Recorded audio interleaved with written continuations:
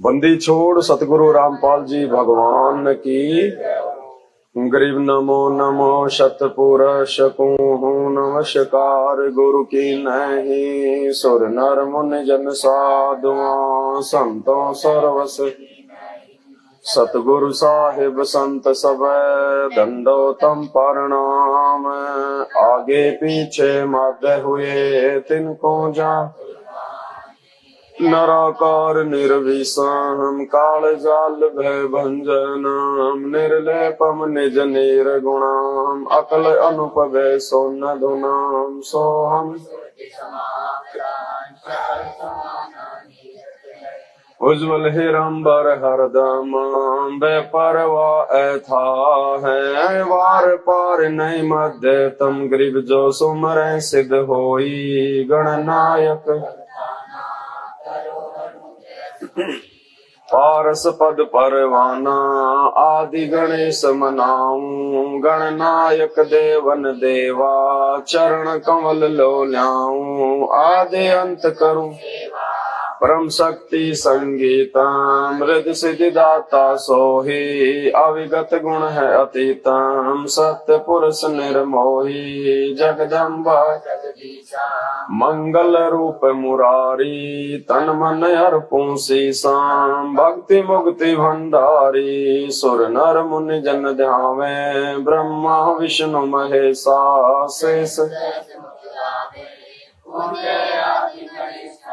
इंद्र कुबेर सरीखा वरुण धर्म राय ध्यावे। सुमरथ जीवन जी का मन इच्छा फल पावे। 33 कोटि अधारा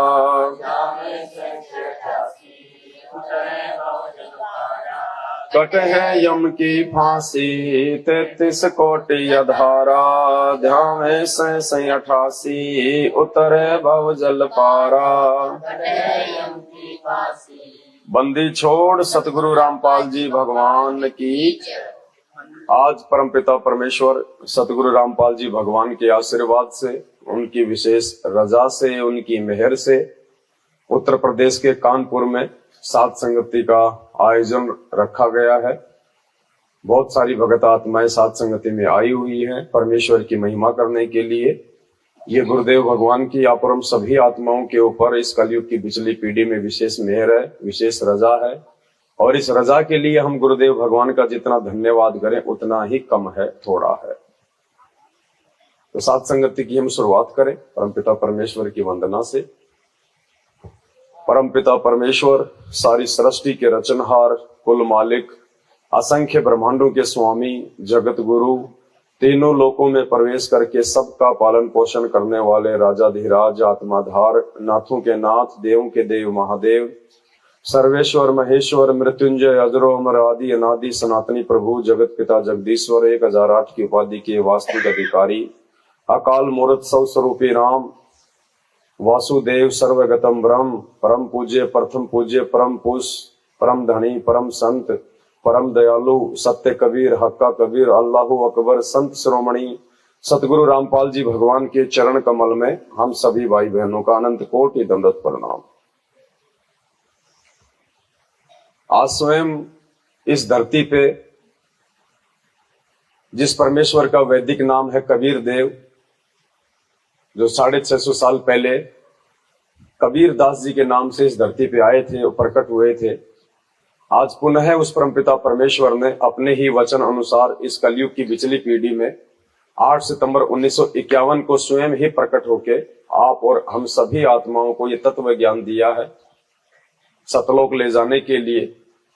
और ये हमारा परम सौभाग्य है कि एक बार फिर से उस परमात्मा की महिमा एक रिवीजन के रूप में सात संगति के माध्यम से आप और हम सभी भाई बहन कर रहे हैं। क्योंकि परमेश्वर की जितनी महिमा की जाए परमेश्वर उतना ही उससे प्रसन्न होते हैं। थोड़ा सा भी यदि किसी व्यक्ति की हम कोई बड़ाई कर दे, कोई महिमा कर दे, वो व्यक्ति फूला नहीं समाता, जबकि ये तो परमात्मा है, परमेश्वर है। हालांकि परमात्मा कोई महिमा के भूखे नहीं होते हैं, लेकिन परमात्मा हम आत्माओं के भाव चेक करते हैं कि ये आत्माएं मुझे किस हद तक समझ पाई हैं, मुझे कितना पहचान पाई हैं। उसी आधार से परमात्मा फिर उन आत्माओं पे अपने आशीर्वाद की दया बख्शते हैं। तो सौभाग्य है आप और हम सभी आत्माओं का। बाकी पूरी दुनिया सोई पड़ी है, 8.5 अरब की जनसंख्या है, दुनिया तो छोड़िए, परमात्मा ने 8.5 अरब की जनसंख्या में से जिन लाखों लोगों को आके नाम दीक्षा दी है, अपना परिचय करवाने की पूरी कोशिश की है, वो भाई बहन भी नहीं समझ पा रहे हैं। वो भी काल के जाल में ही जो है फंसे हुए हैं। काल ने उनको बुरी तरह से जकड़ा हुआ है। ये चंद पुण्य आत्माएं जो आप और हम हैं, परमेश्वर की महिमा को जान पाई है, समझ पाई हैं, वो भी गुरुदेव भगवान के आशीर्वाद से, उनकी रजा से। वरना इस परमेश्वर को कोई पहचान नहीं सकता, कोई जान नहीं सकता। केवल परमात्मा स्वयं ही अपनी पहचान करवाते हैं। तो सतगुरु की महिमा, संत गरीबदास जी की वाणी, हम जो नित्य नियम करते हैं उसमें एक छोटा सा चैप्टर आता है, 19-20 उसमें वाणियां हैं।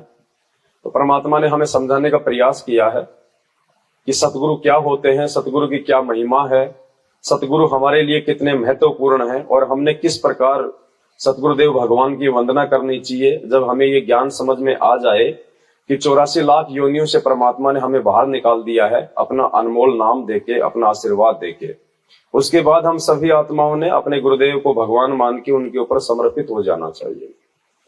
सतगुरु दाता है कल माही, प्राण उदाहरण उतरे साई। सतगुरु दाता दीन दयालम, यंकिंग करके तोरे जालम। सतगुरु दाता दया कराही, अगम दीप से सो चल आई। सतगुरु बिना पंथ नहीं पावे, सतगुरु मिले तो अलख। सतगुरु साहिब एक शरीरा, सतगुरु बिना न लागे तीरा। सतगुरु बाण विहंगम मारे, सतगुरु भवसागर से। सतगुरु दर्द बंद दरवेसा, जो मन कर हैं दूर अंदेसा। सतगुरु दर्द बंद दरबारी, उतरे साहिब सुन अधारी। सतगुरु साहिब अंगना दूजा, ये सरगुण व निर्गुण पूजा। गरीब निर्गुण सरगुण एक है, दूजा ब्रह्म विकार। निर्गुण साहिब आप हैं, सरगुण संत। सतगुरु बिना सुरत नहीं पाटे, खेल मंड्या है सिर के साटे। सतगुरु भक्ति मुक्ति के दानी, सतगुरु बिना न छूटे। मार्ग बिना चलन है तेरा, सतगुरु मेटे तिमर अंधेरा। अपने प्राण दान जो करही,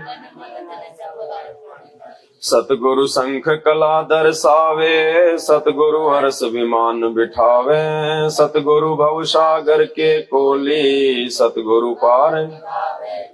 सतगुरु माधव पितर हमारे, भवसागर के तारन हारे। सतगुरु सुंदर रूप अपारा, सतगुरु तीन। सतगुरु परम पदार्थ पूरा, सतगुरु बिना न बाजे तूरा। गरीब ब्रह्म बिनानी होते हैं, सतगुरु शरणालीन। सुबर सोई जानिए, सतगुरु जो चावे सो करही। 14 कोटि दूत यम डरही, ऊत भूत जम त्रास निवारे। चित्र गुप्त के। तो ये कुछ वाणियां परमपिता परमेश्वर जी ने सतगुरु महिमा के अंतर्गत आप और हमें आत्माओं के भावों को चेक करने के लिए, हमें जगाने के लिए लिखी हैं। अब हमने इनको समझना है। नित्य नियम जो परमात्मा ने हमें दिया है, ये आदरणीय गरीबदास जी महाराज जी की 24,000 वाणियों में से निकाल के छांट छांट के दिया है। तो ये कोई सामान्य वाणियां नहीं है, ये परमेश्वर की महिमा की विशेष वाणियां हैं। इन वाणियों को वैसे भी गाने से हम बहुत ज्यादा जो है हम पुण्य के भागी बनते हैं, और जब हम इनका मतलब समझेंगे और उसके बाद जब हम इन वाणियों को गाएंगे नित्य नियम के रूप में या वैसे भी, तो हमारे कुछ अलग ही भाव बनेंगे। सतगुरु दाता है कलमाही, और प्राण उदाहरण उतरे। सतगुरु दाता है कलमाही, यानी सतगुरु ही दाता है इस कलयुग में। इस कलयुग में और कोई दाता नहीं। दाता यानी भगवान परमात्मा। आज हमारे गुरुदेव भगवान के अतिरिक्त इस पूरे ब्रह्मांड में, इस पृथ्वी पे और दूजा कोई भी भगवान नहीं है। भगवान वैसे बहुत हैं, साहिब बहुत हैं, लेकिन उनकी शक्तियां अलग अलग हैं। लेकिन पूर्ण परमात्मा, पूर्ण साहिब, पूर्ण दाता केवल सतगुरु रामपाल जी के अलावा आज इस पूरी सृष्टि में और कोई भी नहीं है। और प्राण उदाहरण उतरे साईं, और ये साईं, ये परमात्मा, हमारे गुरुदेव भगवान हम आत्माओं के आत्म कल्याण के लिए अपने सतलोक से और 8 सितंबर 1951 को गांव धनाना, जिला सोनीपत, हरियाणा में इस पावन धरती पे उतरे हैं आप और हमारे लिए। अब ये वाणियां गरीबदास जी महाराज जी ने लिखी हैं, बोली हैं। तो गरीबदास जी महाराज जी कोई सामान्य व्यक्ति नहीं थे, कोई आम जो है वो इंसान नहीं थे। जैसी लीला आज हमारे गुरुदेव भगवान सतगुरु रामपाल जी भगवान कर रहे हैं, वो की वो लीला 350 साल पहले आदरणीय गरीबदास जी महाराज जी ने की। और क्यों की? क्योंकि आज हम अपने गुरुदेव को समझ जाएं, हम उनको पहचान जाएं कि भगवान ऐसी भी लीला करता है। जरूरी नहीं है कि भगवान कमल के फूल पे ही आएगा, आके वो कंवारी गाय का दूध ही पिएगा, या 5 साल की उम्र से ही वो अपने चमत्कार करने लग जाएगा तो ही वो भगवान कहलाएगा। गरीबदास जी महाराज जी भी पूर्ण परमात्मा थे, भगवान थे। आज हमें गुरुदेव भगवान ने उनकी लीलाओं से बताया है, साबित किया है। और शरीर छोड़ने के बाद में गरीबदास जी महाराज जी की जब चिता जलाई गई तो वहां पे कोई भी अस्थियां नहीं मिली थी, और उसी शरीर में वो परमात्मा फिर 35 साल तक सहारनपुर में भी रहे, वही परमात्मा। तो वही सेम टू सेम लीला आज सतगुरु रामपाल जी भगवान कर रहे हैं। आज ये परमात्मा कमल के फूल पे नहीं आएगा, कंवारी गाय से दूध नहीं पिएगा, क्योंकि समय अनुसार परमात्मा लीला करते हैं। 650 साल पहले परमात्मा ने केवल वेदों में लिखी हुई अपनी महिमा को सत्य साबित करने के लिए वो लीलाएं की थी। और हर युग में परमात्मा एक वैसी लीला जो है वो करता ही करता है। बाकी तो परमात्मा असंख्यों बार आते हैं, दिन में बहुत बार आते हैं, लेकिन हर बार परमात्मा कमल के फूल पे ही नहीं आते हैं। जब द्रौपदी के पास में परमात्मा अंधे महात्मा के रूप में आए थे तो वो कोई कमल के फूल पे जो है वो नहीं आए थे। नानक जी को जब परमात्मा बेई नदी पे मिले थे तो वो कोई कमल के फूल पे नहीं आए थे। धर्मदास जी को जब परमात्मा बांधवगढ़ में मिले थे, यहाँ पे मथुरा में मिले थे, तो परमात्मा कोई जो है वो कमल के फूल पे नहीं आए थे। तैमूर लंग को जब परमात्मा मिले तो वो कोई कमल के फूल पे। इसी प्रकार आज इस कलयुग की विचली पीढ़ी में परमात्मा हमें वो लीला करके अपनी पहचान नहीं करवाएगा, बल्कि परमात्मा ने हमें ये अनमोल ज्ञान दिया है। इस ज्ञान से परमात्मा अपनी पहचान करवाएगा। और जो आत्मा परमात्मा के सत्संगों में छुपे हुए संकेतों को जानकर पहचान कर उनकी पहचान कर लेगी, वही आत्मा इस कलयुग की पिछली पीढ़ी में मोक्ष प्राप्त करने की अधिकारी होगी। देखो, हमने दुनिया को देख के नहीं चलना है। परमात्मा ने हमें समझा दिया है। काल भगवान ने हमको बुरी तरह से यहाँ पे धर्मों में, जातियों में, संप्रदायों में, पंथों में, आजकल तो दुनिया भर की सेना बन गई। पहले तो एक ही सेना थी, भारतीय सेना। अब भीम सेना, राजपूत सेना, यादव सेना, जाट सेना, करणी सेना, दुनिया भर की सेनाएं बन गई। बारूद के ढेर तैयार हो गए, कब माचिस लग जाए पता है नहीं। तो काल ने हमारे को बुरी तरह से बांट दिया आपस में, ताकि हम उस भगवान को ना पहचान लें। हमारे कान में उस महान संत के वो सत्संग ना पड़ जाए जिससे हमारी आत्मा का उद्धार हो जाए। तो ये कितना बड़ा सौभाग्य है कि परमात्मा ने इस भयंकर काल के जाल से निकाल के और हम सभी आत्माओं को अपनी पहचान करवा दी। हम सब इन दुखों से दूर हो गए हैं और हमारी सुरती, हमारा ध्यान हमारे पूर्ण परमात्मा सतगुरु रामपाल जी भगवान के ही चरणों में लग गई है। हमें अब संसार की तरफ नहीं देखना, दुनिया की तरफ नहीं देखना, क्योंकि दुनिया को भक्ति और भगवान की डेफिनेशन का 0% भी नहीं पता है। उनको यही नहीं पता कि भगवान कौन है, क्या है, वो क्या करता है, वो कहाँ रहता है, वो कैसा है। भगवान भगवान सब करते हैं। कोई ये कह दे रहे भगवान धरती पे आया हुआ है तो कहते हैं हाँ, ऐसे थोड़ी आता भगवान, तो भगवान फिर ऊपर पैर करके आएगा। तो हमने उनकी बातों पे ध्यान नहीं देना। हमें समझ में आ गए तो हमने आगे बढ़ना है। तो ये पूर्ण परमात्मा सतगुरु रामपाल जी भगवान, ये सारी सृष्टि के रचनहार। आज लोगों को हमारी बातें मजाक लगेंगी जब वो सुनेंगे सोशल मीडिया पे कि ये कौन से देश के प्राणी हैं, कौन सी भांग पी रखी है इन्होंने, क्या बोल रहे हैं ये, एक इंसान को भगवान बता रहे हैं। तो जब रामचंद्र जी, श्री कृष्ण जी आए थे तो वो सींग लगा के आए थे क्या? 33 करोड़ देव देवताओं की पूंछ लगी हुई है क्या? जितने भी 24 अवतार हुए हैं वो कोई नया ढोंग करके आए थे क्या? लेकिन उनकी बुद्धि ऑफ है और हमारी बुद्धि परमात्मा ने ऑन कर रखी है। तो हमने आगे बढ़ना है, हमने पीछे नहीं मुड़ना।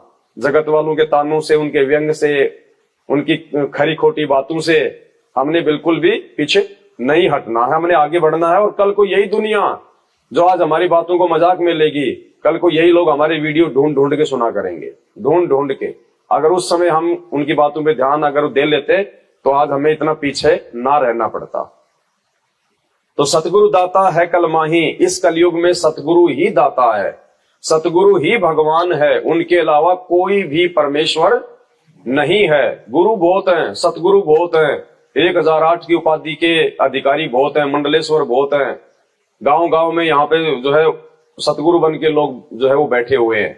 और जब से सोशल मीडिया आई है, फेसबुक यूट्यूब आई है, लोग अपने घर पे 5,000 की चेयर, 3,000 की टेबल डाल के, 20,000 का कैमरा लेके सारा दिन दुनिया को उपदेश ही देते रहते हैं, जानते कुछ भी नहीं है, बिना पैंदे के लौटे, ना उनका कोई बातों का सिर पैर ना कुछ और। तो आप और हमारा सौभाग्य कि हमारे को ये सत्य वचन सुनने को मिल गए सतगुरु रामपाल जी भगवान के मुख कमल से। तो सतगुरु ही इस कलयुग में असली दाता है। किस चीज के दाता? नाम दान के दाता, नाम दीक्षा देने के दाता। ये नाम देने के अधिकारी, पार करने के अधिकारी केवल इस कलयुग में सतगुरु ही है। प्राण उदाहरण उतरे साई, ये हमारा सौभाग्य है। इस भारत देश की पावन भूमि पे वो परमात्मा आए हुए हैं, उन्होंने हमें अपनी शरण में ले लिया और हमारे को सतलोक ले जाने की दिशा में परमात्मा आगे बढ़ा रहे हैं। सतगुरु दाता दीन दयालम जम किंग करके तोरे जालम, ये इतने दयालु हैं दाता। सतगुरु रामपाल जी भगवान इतने दयालु हैं, काल भगवान ने अपने यमदूतों के माध्यम से हमारे को फंसाने के लिए जो जाल फैला रखा है, जम किंकरों के माध्यम से परमात्मा ने आके उसको तोड़ा कैसे? हमारे को ज्ञान देके, हमारे को सद्बुद्धि देके, हमारे को जानकारी देके। कितने दयालु है ये परमात्मा। जो गलती हम सभी जीवों ने की थी, अपने बाप के साथ में धोखा, इस काल के साथ में अपना लगाव, सतलोक में, सचखंड में, वो ऐसी भयंकर गलती थी, उसकी कोई माफी हो ही नहीं सकती, बिल्कुल माफी नहीं हो सकती, इम्पॉसिबल है। लेकिन उसके बाद भी देखो, ये दयालु परमात्मा की दयालुता का यही तो एक प्रमाण है। उस परमात्मा ने हमें माफ किया और एक बार फिर से परमात्मा हमें ले जाने के लिए आज इस गंदे लोक में आए हुए। सतलोक का राजा इस गंदे लोक में देखो कैसी लीला कर रहा है, कोई जान नहीं सकता, कोई पहचान नहीं सकता। एक व्यक्ति पहले गांव में घूमता रहता है, फिरता रहता है, कुछ नहीं, उसको कोई जानता नहीं, कोई पहचानता नहीं, उसकी कोई इज्जत नहीं, और 20 वोट प्राप्त करके वो विधायक बन जाता है, अगली बार एमएलए बन जाता है, फिर वो मुख्यमंत्री बन जाता है। फिर देखो उसके ठाठ बाट, उसकी शानो शौकत, उसके नखरे। गांव में आता है तो गंदगियों को ढक दिया जाता है, झुग्गी झोपड़ियों के ऊपर जो है वो पर्दे डाल दिए जाते हैं, वो कालीनें बिछा दी जाती हैं, सेंट के फवारे मारे जाते हैं कहीं इनको बदबू ना आ जाए। एक छोटे से व्यक्ति के लिए इतना सब कुछ, उसको प्रसन्न रखने के लिए। और ये दाता, ये शहंशाह, ये राजाओं का राजा, महाराज, राजा धीराज, सभी आत्माओं का आधार, सतलोक का राजा, सभी ब्रह्मांडों का स्वामी, और आप और हम आत्माओं के लिए इस गंदे लोक में आया हुआ है। और गंदे लोक में आके भी परमात्मा संघर्ष करते हुए हमें दिखा रहे हैं, और जेल में जाके बैठे हुए हैं। कोई जान नहीं सकता इनको, पहचान नहीं सकता इनको। ऐसी लीला करता है परमात्मा। और इस परमात्मा को जब कोई जान लेगा, कोई पहचान लेगा, वही आत्मा यहां से पार निकलने के लायक होगी। और ये परमात्मा ही सद्बुद्धि देता है, वरना इनकी पहचान कोई जीव नहीं कर सकता। आप और हमारा ये कोई सौभाग्य मतलब वैसे नहीं है कि हमने भगवान को जान लिया, पहचान लिया। हमारा सौभाग्य इसलिए है कि गुरुदेव ने स्वयं हमें अपनी पहचान करवाई है। सतगुरु दाता दया कराही, अगम दीप से सो चली आई। ये दयावान परमात्मा, ये दयालु परमात्मा आप और हम ये आत्माओं पे दया करते हुए सतलोक से नीचे चल के आए हैं, नीचे उतर के आए हैं, ये गति करके आए हैं, ये प्रकट हुए हैं। सतगुरु बिना पंथ नहीं पावे, और सतगुरु मिले तो अलख लखावे। सतगुरु बिना पंथ नहीं पावे, पंथ यानी रास्ता। बिना सतगुरुदेव भगवान के हम सतलोक का रास्ता नहीं प्राप्त कर सकते थे। आज से पहले हमने कितने ही प्रयास किए होंगे असंख्य जन्मों में, जब तब संयम साधना करके, घोर तप करके, ना जाने क्या क्या किया होगा परमात्मा की प्राप्ति के लिए। लेकिन हम 10वें द्वार तक भी नहीं पहुंच पाते थे, बड़ी मुश्किल से। सतलोक की तो बात ही अलग है, वहां का रास्ता तो कोई जान ही नहीं सकता। तो इतने दयालु परमात्मा है, इन्होंने आके हमारे को रास्ता बताया, विधि बताई, ज्ञान दिया।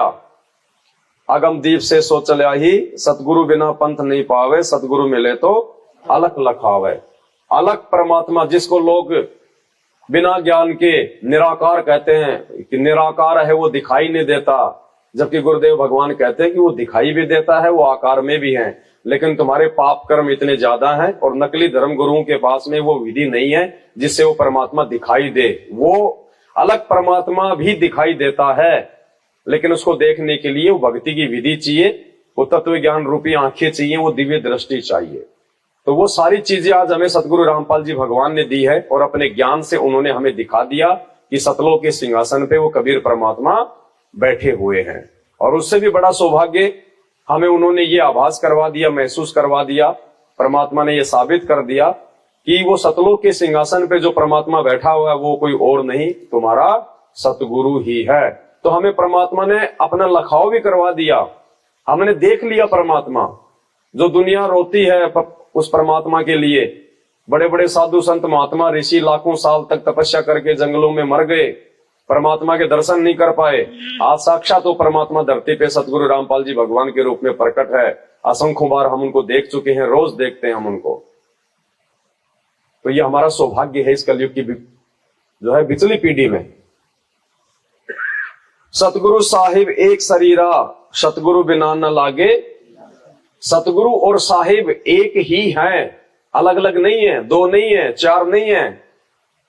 और सतगुरु और साहिब में भी परमात्मा कहते हैं अगर कोई अंतर समझता है नादान प्राणी अपनी छोटी सोच के चलते कि भाई सतगुरु अलग होते हैं, साहिब अलग होते हैं, तो कहते हैं उसमें भी सतगुरु बिना ना लागे तीरा।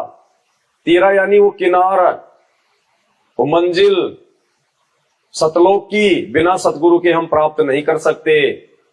सतगुरु बिना न लागे तीरा। अब देखो ये जो वाणी है परमात्मा ने इसका अनुवाद किया हुआ है, भक्ति बोध का सरलार्थ है ये। अब इसमें क्या समझाना चाह रहे हैं गुरु जी?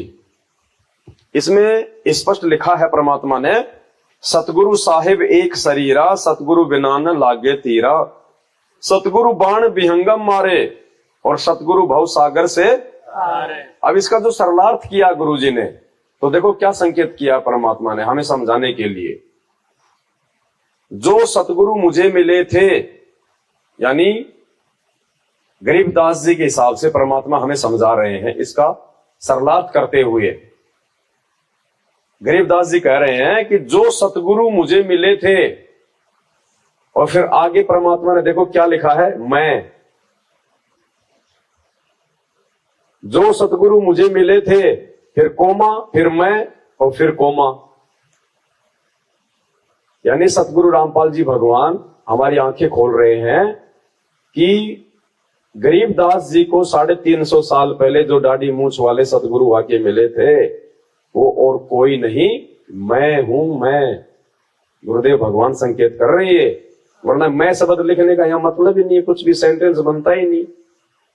जो सतगुरु मुझे मिले थे, मैं उनका तथा सत्य पुरुष का एक जैसा शरीर। कि मैं शब्द परमात्मा ने बीच में स्पेशल लिखा है, बंदी छोड़ रामपाल जी भगवान की। क्योंकि वाणी ये गरीबदास जी की है और इसका सरलार्थ कौन कर रहा है? सतगुरु रामपाल जी भगवान। तो जो सरलार्थ कर रहे हैं वो लिख रहे हैं कि मैं, यानी वो सतगुरु मैं था और कोई नहीं था। स्पष्ट संकेत कर दिया परमात्मा ने, वरना इस मैं का यहां पे कोई मतलब ही नहीं निकलता वाणी के अनुसार।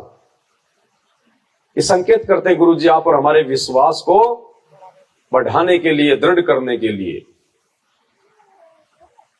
जो सतगुरु मिले थे, मैं उनका तथा सत्य पुरुष का एक जैसा शरीर है। सतगुरु साहिब एक शरीरा, सतगुरु बिना ना।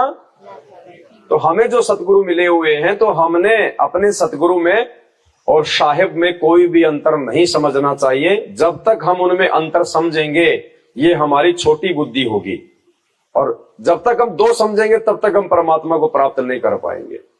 क्योंकि हमारा प्यार बटेगा, हमारी भक्ति बटेगी, और जब भक्ति और प्यार जब बट जाएगा तो फिर हमारी जो पूर्ण लगन है वो हमारे भगवान में नहीं लग सकती। एक औरत के यदि 2 पति हो जाए तो बताओ कैसे बात बनेगी? ना तो वो पतिव्रता औरत कहलाएगी। और वो सोचेगा चलो वो ध्यान रख रहा होगा, वो सोचेगा वो ध्यान रख रहा होगा, वो भी बीच में डूब जाएगा। एक छोटी सी एक कहानी है।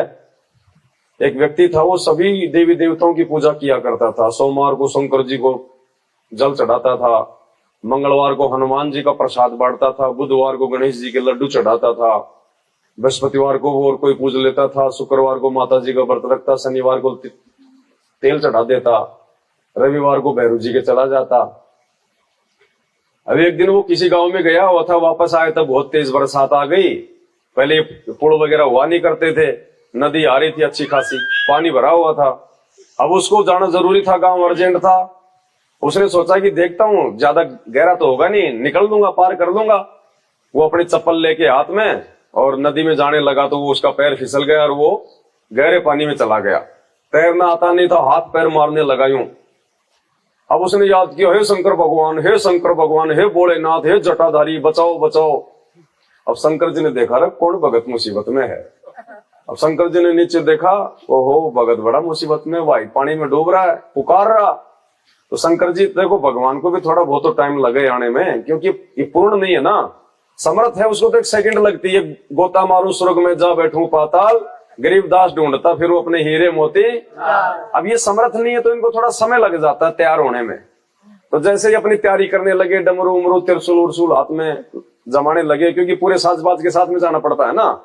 आजकल माता बहनें बाहर निकलती है तो कितने श्रृंगार करके निकलती है, तो भगवान है भाई, इनके श्रृंगार तो वही है। तो जैसे ही अपना वो सामान तैयार करने लगे, इतने में भगत ने अपनी जो है वो ट्यून चेंज कर दी। फिर मंगलवार वाले पे आ गया, हे हनुमान जी महाराज, हे गटाधारी, हे जट, हे हनुमान जी महाराज, हे बाबा, हे बाबा। शंकर जी ने देखा, अरे फिर तो यार चलो, अब तो हनुमान जी देख लेगा, मुझे क्या लेना देना। हनुमान जी देख लेगा। अब हनुमान जी ने देखा भाई कौन भगत मुसीबत में आ गया।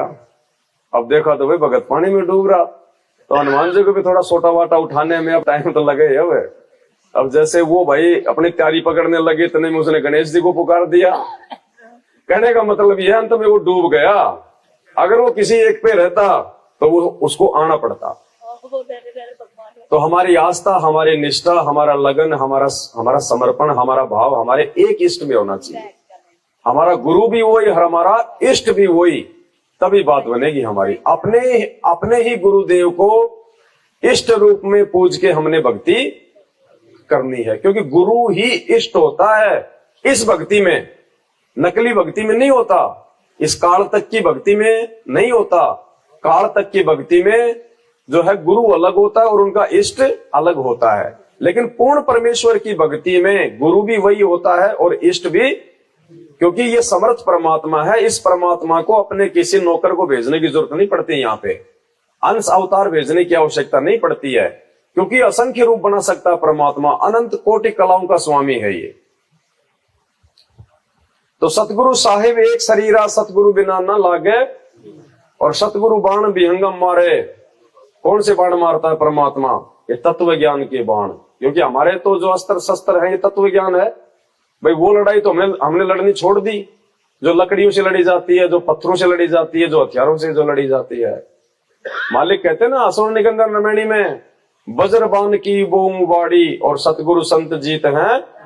तो हमारे जो वज्रबाण है वो है परमात्मा का ज्ञान। हमारा जो हथियार है ये परमात्मा का ज्ञान, ये तत्व ज्ञान।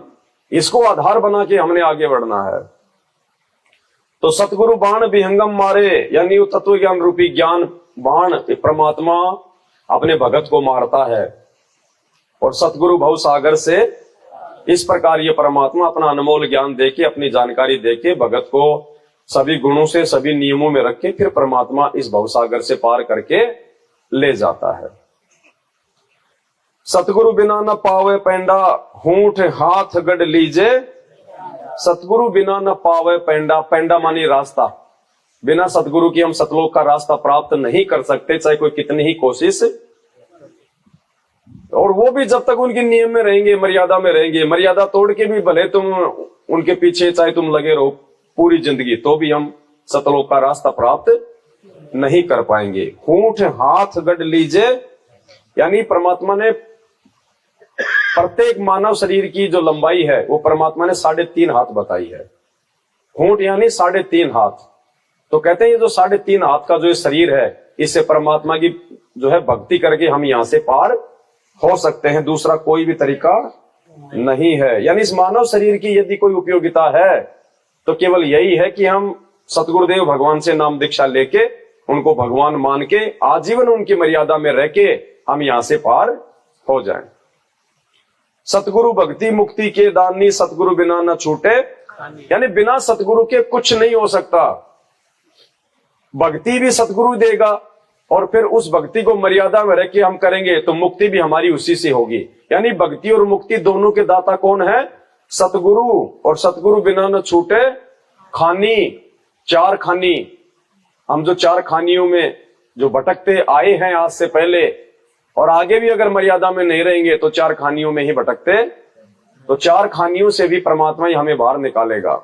मालिक कहते हैं 4 खानी में भरमता और कभू न लगता पार, 100 फेरा सब मिट गया मेरे सतगुरु के। तो ये इतने महान, इतने दीन दयाल हैं, इनकी जितनी महिमा की जाए उतनी थोड़ी है, शब्द नहीं है। लेकिन जितनी हम कर पाए उतनी हम करें ताकि परमात्मा हमसे प्रसन्न हो, हमसे राजी हो कि देखो ये आत्माएं मुझे जान रही है, मुझे पहचान रही हैं, कि मुझे और परमात्मा को 2 नहीं समझ रही, एक ही समझ रही है। मार्ग बिना चलन है तेरा, सतगुरु मेटे तिमर अंधेरा। मार्ग बिना चलन है तेरा। जब परमात्मा आत्मा को यहां से लेके जाएंगे, कौन सी आत्मा को? जो पूर्ण मर्यादा में रहेगी अंतिम श्वास तक और गुरु को भगवान मानेगी। परमात्मा कहते हैं उस आत्मा को मैं ये काल के झंझट के अंदर से नहीं लेके जाऊंगा, कमलों के अंदर से नहीं लेके जाऊंगा, उसको मैं त्रिकुटी पे नहीं लेके जाऊंगा, उसका हिसाब करवाने के लिए मैं धर्मराज के दरबार में नहीं लेके जाऊंगा। जैसे आजकल हर शहर के बाहर एक रिंग रोड बन गई, बाईपास। अगर हम शहर के अंदर से जाएंगे तो हमें बहुत टाइम लग जाएगा, जगह जगह रेड लाइट, ट्रैफिक, भीड़ भाड़, सावधानी से जो है वो चलना पड़ेगा, कोई मर गया तो मुकदमा हो जाएगा। और एक होता है रिंग रोड, बाईपास, शहर के बाहर बाहर तुरंत निकल जाओ, कोई भीड़ भाड़ नहीं। तो जो आत्मा गुरु को भगवान मानेगी, आजीवन मर्यादा में रहेगी, कहते हैं परमात्मा उस आत्मा को बाईपास लेके जाएगा। इस यमराज धर्मराज काल को भी नहीं पता चलेगा किधर से ले गया परमात्मा उस आत्मा को। मार्ग बिना चलन है तेरा, विहंगम मार्ग से लेके जाएगा परमात्मा। एक तो परमात्मा ने पपील मार्ग बताया, एक परमात्मा ने मकर तार वाला जो है वो मार्ग बताया। पपील मार्ग यानी चींटी का मार्ग। चींटी जाती है तो कितनी धीरे धीरे धीरे धीरे चलती है, एक तो वो होता है मार्ग। दूसरा होता है मकर तार वाला, जैसे मकड़ी है, वो एक तार के सारे ऊपर चले जाएगी, फिर नीचे, फिर ऊपर, फिर जो है वो नीचे। और एक होता है मतलब विहंगम मार्ग, यानी पक्षी का मार्ग। पक्षी एक पेड़ से उड़ के दूसरे पेड़ पे चला जाएगा, जाते हुए का रास्ता भी नहीं बनता है और उसकी गति भी तेज होती है। तो इसके सरलार्थ में परमात्मा ने क्या लिखा है? मार्ग बिना चलन है तेरा, सतगुरु मेटे तिमर। सरलार्थ, जैसे पक्षी एक स्थान से दूसरे स्थान पर उड़कर जाता है, ऐसे सतगुरु का भगत विहंगम मार्ग से जाता है, उसका कोई निर्धारित मार्ग नहीं होता। जबकि गुरुजी ने क्या बताया कि तुम्हारे को सबसे पहले मूल कमल में जाना पड़ेगा, फिर दूसरे कमल में, फिर तीसरे कमल में, फिर त्रिकुटी पे, फिर धर्मराज के दरबार में, फिर जो है भंवर गुफा में, फिर 11वां द्वार, फिर 12वां द्वार। ये परमात्मा ने एक मार्ग बता दिया। लेकिन वो आत्मा जो आजीवन अपने गुरु को भगवान मानते हुए उनकी प्रत्येक मर्यादा में रहेगी, जो दृढ़ रहेगी, तन मन धन से अपने गुरुदेव भगवान पे आश्रित रहेगी, गुरुदेव कह रहे उस आत्मा का कोई भी निर्धारित मार्ग। तो पुण्यात्मा, हमने तो उस अनिर्धारित मार्ग से जाना है अपने गुरुदेव भगवान के साथ में। काल को तो पता भी नहीं चलेगा कि निर्धारित मार्ग से परमात्मा उन्हीं आत्माओं को ले जाएगा जो आत्माएं मर्यादा में नहीं रहेंगी, क्योंकि परमात्मा ने उनको फेल करना है। त्रिकुटी पे परमात्मा ने उनको फेल करना है क्योंकि वो आत्मा यहाँ पे मर्यादा में नहीं है, तो परमात्मा ने उनको एक बहाने से उनको फेल करना है, उनको यही रखना है। और जो आत्मा पूर्णतया समर्पित है अपने गुरुदेव भगवान पे, जो जाकी शरणा बसे ताको ताकी लाज, जल से ही मछली चढ़ जाती और बह जाते गजराज। तो हमने पुण्यात्माओं झंझट में नहीं पड़ना, हमने तो सीधा विमान में बैठ के सतलोक। सतगुरु रामपाल जी भगवान की। अपने प्राण दान जो करही, तन मन धन सब अर्पण धरही, सतगुरु शंख कला दर्शावे सतगुरु वरस।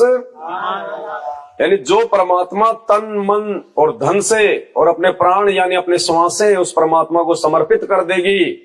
कहते हैं परमात्मा उस आत्मा को शंखु कला दर्शाते हैं, उसको चमत्कार दिखाते हैं परमात्मा। यानी परमात्मा उस आत्मा को एक विश्वास दिलाते हैं कि बेटा मैं तेरे साथ में हूं, तेरे से दूर नहीं हूं। विश्वास के साथ तू इसी तरीके से आगे बढ़ता रहे। और सतगुरु अरस विमान बिठावे, और परमात्मा फिर अंतिम समय में विमान में बैठा के जो है हमारे को सतलोक में लेके जाएंगे। सतगुरु भव सागर के कोली, सतगुरु पार निभावे डोली।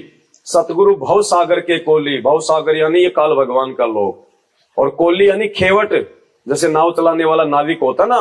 तो परमात्मा इस 21 ब्रह्मांड रूपी भव सागर के चालक है, नाविक है, खेवट है, कोली है, रथवान है परमात्मा, रथवान। सतगुरु भव सागर के कोली और सतगुरु पार निभावे डोली। परमात्मा ने बताया कि जैसे पुराने समय में जब लड़की की शादी करके लेके आते थे तो जो दूल्हा होता था वो उसको डोली में बैठा के लेके आता था, और उसको जंगलों से आना पड़ता था, उसको पहाड़ों के रास्तों से आना पड़ता था। तो वो जो दुल्हन है वो अपने दूल्हे के जो है वो आश्रित होके आती थी, डोली में बैठ के आती थी। वो उसका जो रक्षक होता था वो उसका पति होता था। इसी प्रकार वो परमात्मा हमारे को जो है इस भव सागर के दुर्गम जो है मतलब मार्गों से हमारे को जो है डोली में बैठा के यानी हमारे को विमान में बैठा के सतलोक में लेके जाएगा। सतगुरु भव सागर के कोली, सतगुरु पार निभावे डोली। यानी हमारी नैया को परमात्मा पार लगाएगा, जैसे उस दुल्हन की डोली को वो दूल्हा पार लगाता है। सतगुरु मादर पिदर हमारे, सतगुरु ही हमारी माँ है, सतगुरु ही हमारा पिता। तमेव बंधु च सखा तमेव। सतगुरु ही हमारी माँ है और सतगुरु ही हमारा पिता है, सब कुछ यही है हमारे। और भव सागर के तारनहारे, इस काल के जाल से भी यही परमात्मा हमारे को पार लगाएंगे। सतगुरु सुंदर रूप अपारा, सतगुरु तीन लोक से। अब जब इतना सब कुछ परमात्मा की महिमा हमारी समझ में आ जाएगी तो सतगुरु से सुंदर हमें कोई और लगेगा क्या? ना हमें अपनी जो पत्नी है वो चाहे कितनी सुंदर क्यों ना हो, ये पोस्टमार्टम वगैरह देखते होंगे आप, या फिर रोड पे जैसे कोई कुत्ता मरा होता है उसमें से क्या निकलता है, इस चमड़ी के नीचे सब कुछ वही है। तो हमें क्या सुंदर लगेगा? कुछ सुंदर भी नहीं लगेगा। ना हमारे साथ में रहेगी वो हमेशा, ना हम उसके साथ में रहेंगे हमेशा। और वो सुंदर चेहरा ना जाने कब बिगड़ जाए, ये भी कोई भरोसा नहीं। कल को उसको पी लिया होगा, 6 महीने में सूख जाएगी, हड्डियां देखने को जो है वो जी नहीं करेगा। लकवा मार जाए, मुंह बाका हो जाए, मक्खी आ रही है जा रही है, लार पड़ रही है। वो सुंदर औरत जिसके चर्चे किया करता था, अब लोगों को अपने वो घर पे लाने भी जो है वो कतराएगा कि लोग जो है वो क्या कहेंगे कि भाभी जी का क्या हो गया, पहले तो बड़ी सुंदर थी अब क्या हो गया। तो यहाँ कुछ भी सुंदर नहीं है, असार है, सार नहीं है यहाँ पे। सतगुरु सुंदर रूप अपारा, सतगुरु से बढ़ के कोई भी हमारे को सुंदर नजर नहीं आना चाहिए, क्योंकि हमारे परमेश्वर है, हमारे भगवान है, हमारे पिता हैं। तेज पुंज का इनका जो है वो शरीर है, नूरी इनके सारे अंग हैं। ये शाश्वत परमात्मा है, अविनाशी परमात्मा है, कभी ये छिन्न भिन्न नहीं होता, कभी ये मरता नहीं है। गोरखनाथ जी ने जब परमात्मा से पूछा था कि भाई तेरी उम्र क्या है, इतनी बड़ी बड़ी बातें करता है, तो परमात्मा ने कहा था कि ना मैं बालक, ना मैं बूढ़ा, ना मैं भाट भिखारी, और कहे कबीर सुनो रे गोरख ये है उम्र हमारी। भाई ना मैं बूढ़ा होता, ना मैं बालक हूं, सदा मैं युवा रहता हूं, इसीलिए मेरे को युवा कबीर कहा जाता है, युवा कबीर। सतगुरु सुंदर रूप अपारा, सतगुरु तीन लोक से। यानी तीनों लोकों में 21 ब्रह्मांड में हमारे को दूसरा कोई सुंदर, कोई अच्छा, कोई प्यारा नजर ही नहीं। एक समय ऐसा आएगा, भक्ति के प्रभाव से आएगा, ऐसे नहीं आएगा। परमात्मा ने जो वचन बोल दिया वो सत्य है, झूठ नहीं हो सकता है। अगर हम उनकी भक्ति मार्ग पे उनके द्वारा दी गई आध्यात्मिक गोली दवाई टाइम पे लेते रहेंगे, तो मर्यादा में रह के लेते रहेंगे, तो एक दिन ऑटोमेटिक हमारे अंदर, हमारी सोच में, हमारे शरीर में जो है वो परिवर्तन आ जाएगा। सतगुरु दर्द बंद दरवेशा, जो मन कर हैं दूर अंधे। सतगुरु दर्द बंद दरवेशा, यानी यही एकमात्र गुरु है, सतगुरु है, जो अपने भगत के दर्द में दुखी होता है, बाकी कोई दुखी नहीं होता। माता पिता की भी अगर 4 संतान है, एक आधा अगर कोई ऐसा है, तो वो भी उसके दुख में जो है शामिल नहीं होते। आजकल के माता पिता भी बड़े स्वार्थी हैं, जो बेटा नौकरी लग जाता है उधर ही भगती है ज्यादा। तो माता पिता भी स्वार्थी है, क्योंकि ये स्वार्थियों का लोक है। हम बच्चे क्यों पैदा करते हैं? ताकि बुढ़ापे में हमारे को सहारा मिले, हमारा वंश चले, स्वार्थ है ना, वरना कोई पैदा नहीं करे बच्चे। केवल ये परमात्मा है एकमात्र इस सृष्टि में जो निस्वार्थ भाव से हमारे परमार्थ के लिए यहाँ पे आते हैं। यानी हम आत्माओं के आत्म कल्याण के सिवा इस परमात्मा का दूसरा कोई भी स्वार्थ नहीं होता है। परमात्मा यहाँ पे कोई बिजनेस करने थोड़ी आता है, संपत्ति जोड़ने थोड़ी आता है। सतलोक का राजा इस गंदे लोग से क्या लेके जाएगा, जो खुद उसने किस ब्रह्मांड भीख में दे रखे हैं? क्या लेके जाएगा परमात्मा यहाँ से? परमात्मा यहाँ पे भक्ति की खेती करवाने आता है आप और हमारे से। इससे बढ़ के उनका दूसरा कोई भी स्वार्थ है? अब अपने गुरुदेव भगवान को देख लो, लीला करते हैं परमात्मा। जूनियर इंजीनियर की नौकरी थी, क्यों छोड़ी परमात्मा ने? 2 साल बाद वो पेंशन आने वाले थे, 50,000 रुपए महीना उनकी पेंशन आती, अच्छा खाते पीते बढ़िया रहते।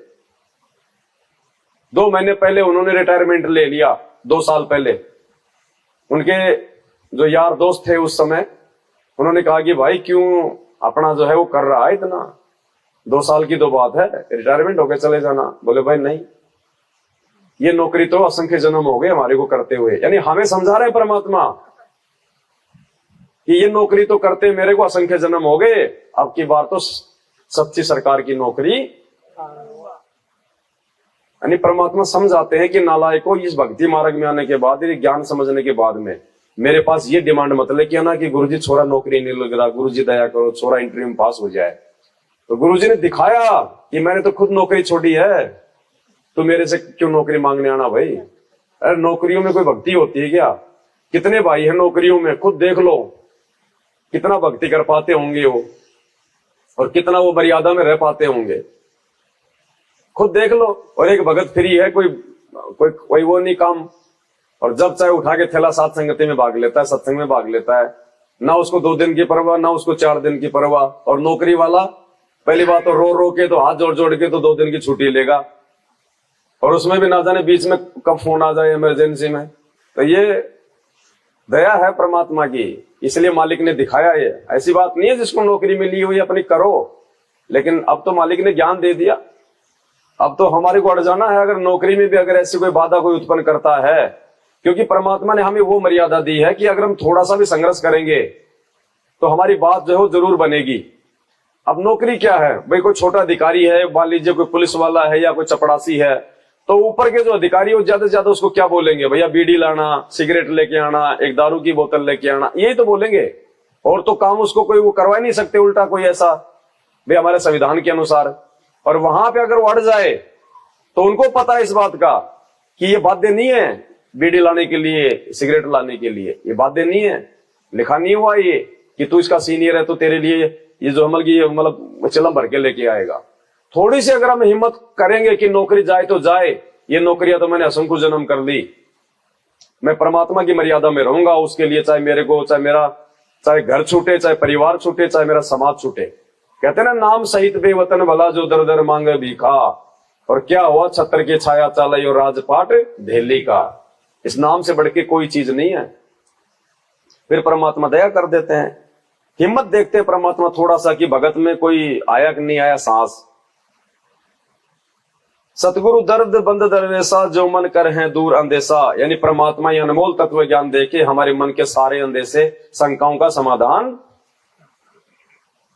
सतगुरु दर्द बंद दरबारी, उतरे साहिब सुनने आधारी। परमात्मा अपने आप को छुपाते हुए कह रहे हैं, सतगुरु दर्द बंद दरबारी और उतरे साहिब सुनने आधारी।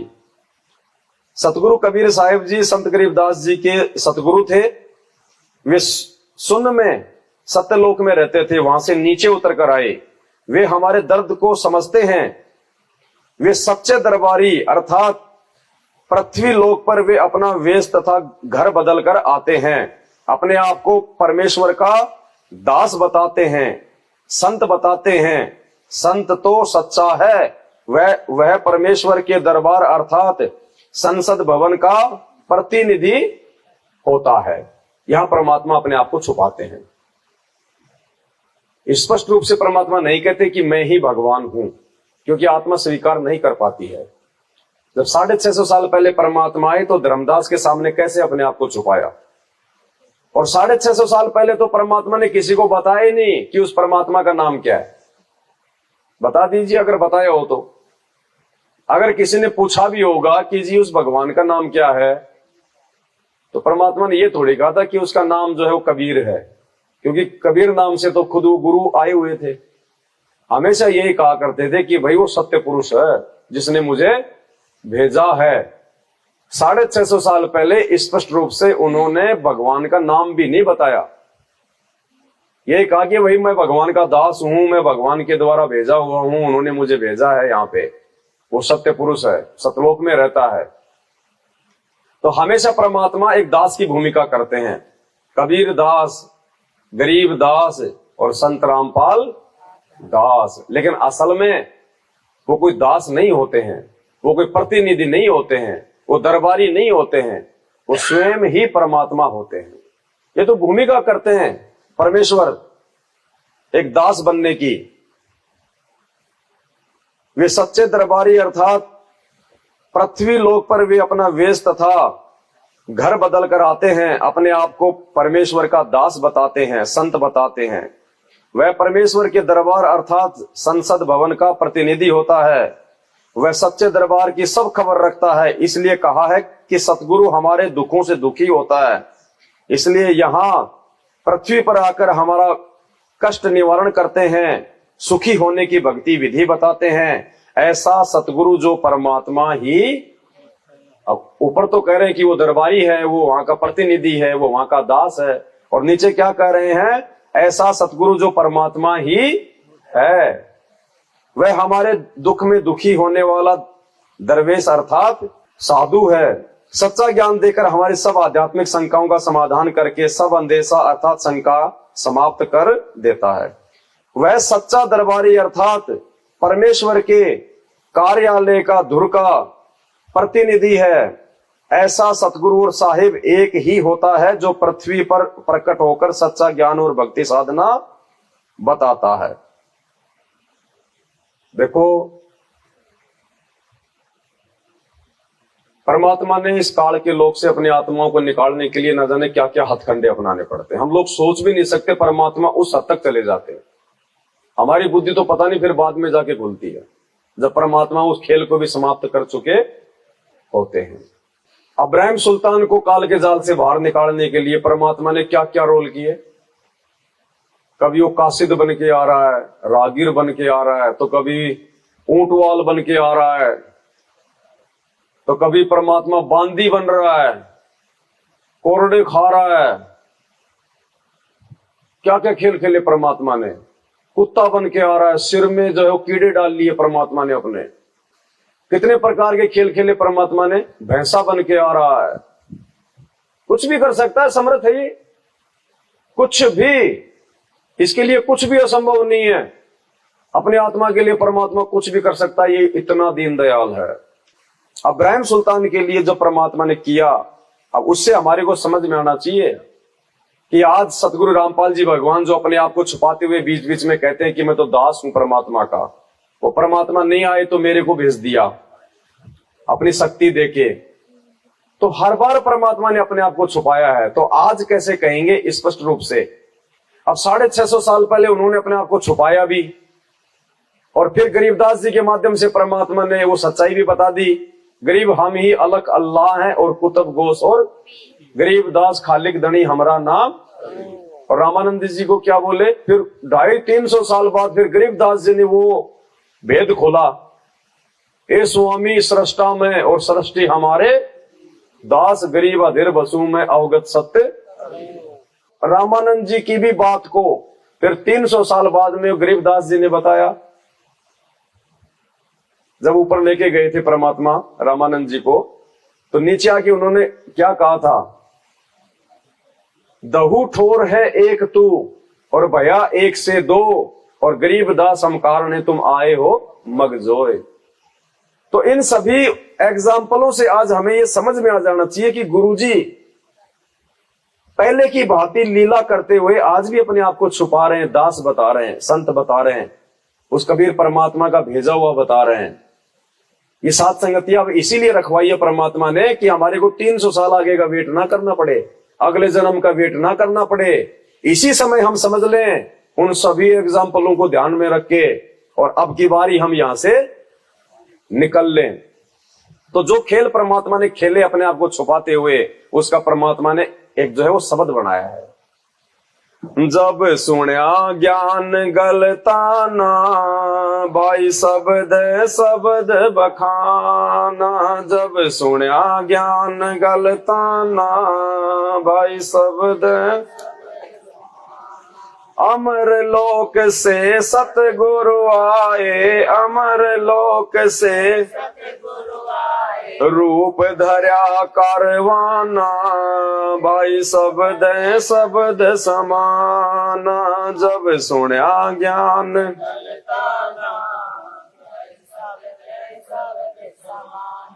दूजा रूप धर्या का सिद्ध का, दूजा रूप धर्या का सिद्ध का। ये महल सराय बखाना, भाई जब सुन्या ज्ञान गलताना, भाई शब्द। तीजा रूप खवास का धार्या, तीजा रूप खवास का धार्या। वहाँ फूलों सेज बिछाना, भाई शब्द शब्द बखाना। जब सुन्या ज्ञान गलताना, भाई। तीन कोरड़े तन पर खाए, तीन कोरड़े तन पर खाए। वो मारे चोट हवाना, भाई जब सुन्या ज्ञान गलताना, भाई शब्द। कहे खवास सुनो इब्राहिम, कहे खवास ये कैसा खिलपत खाना, भाई शब्द शब्द समाना। जब सुन्या ज्ञान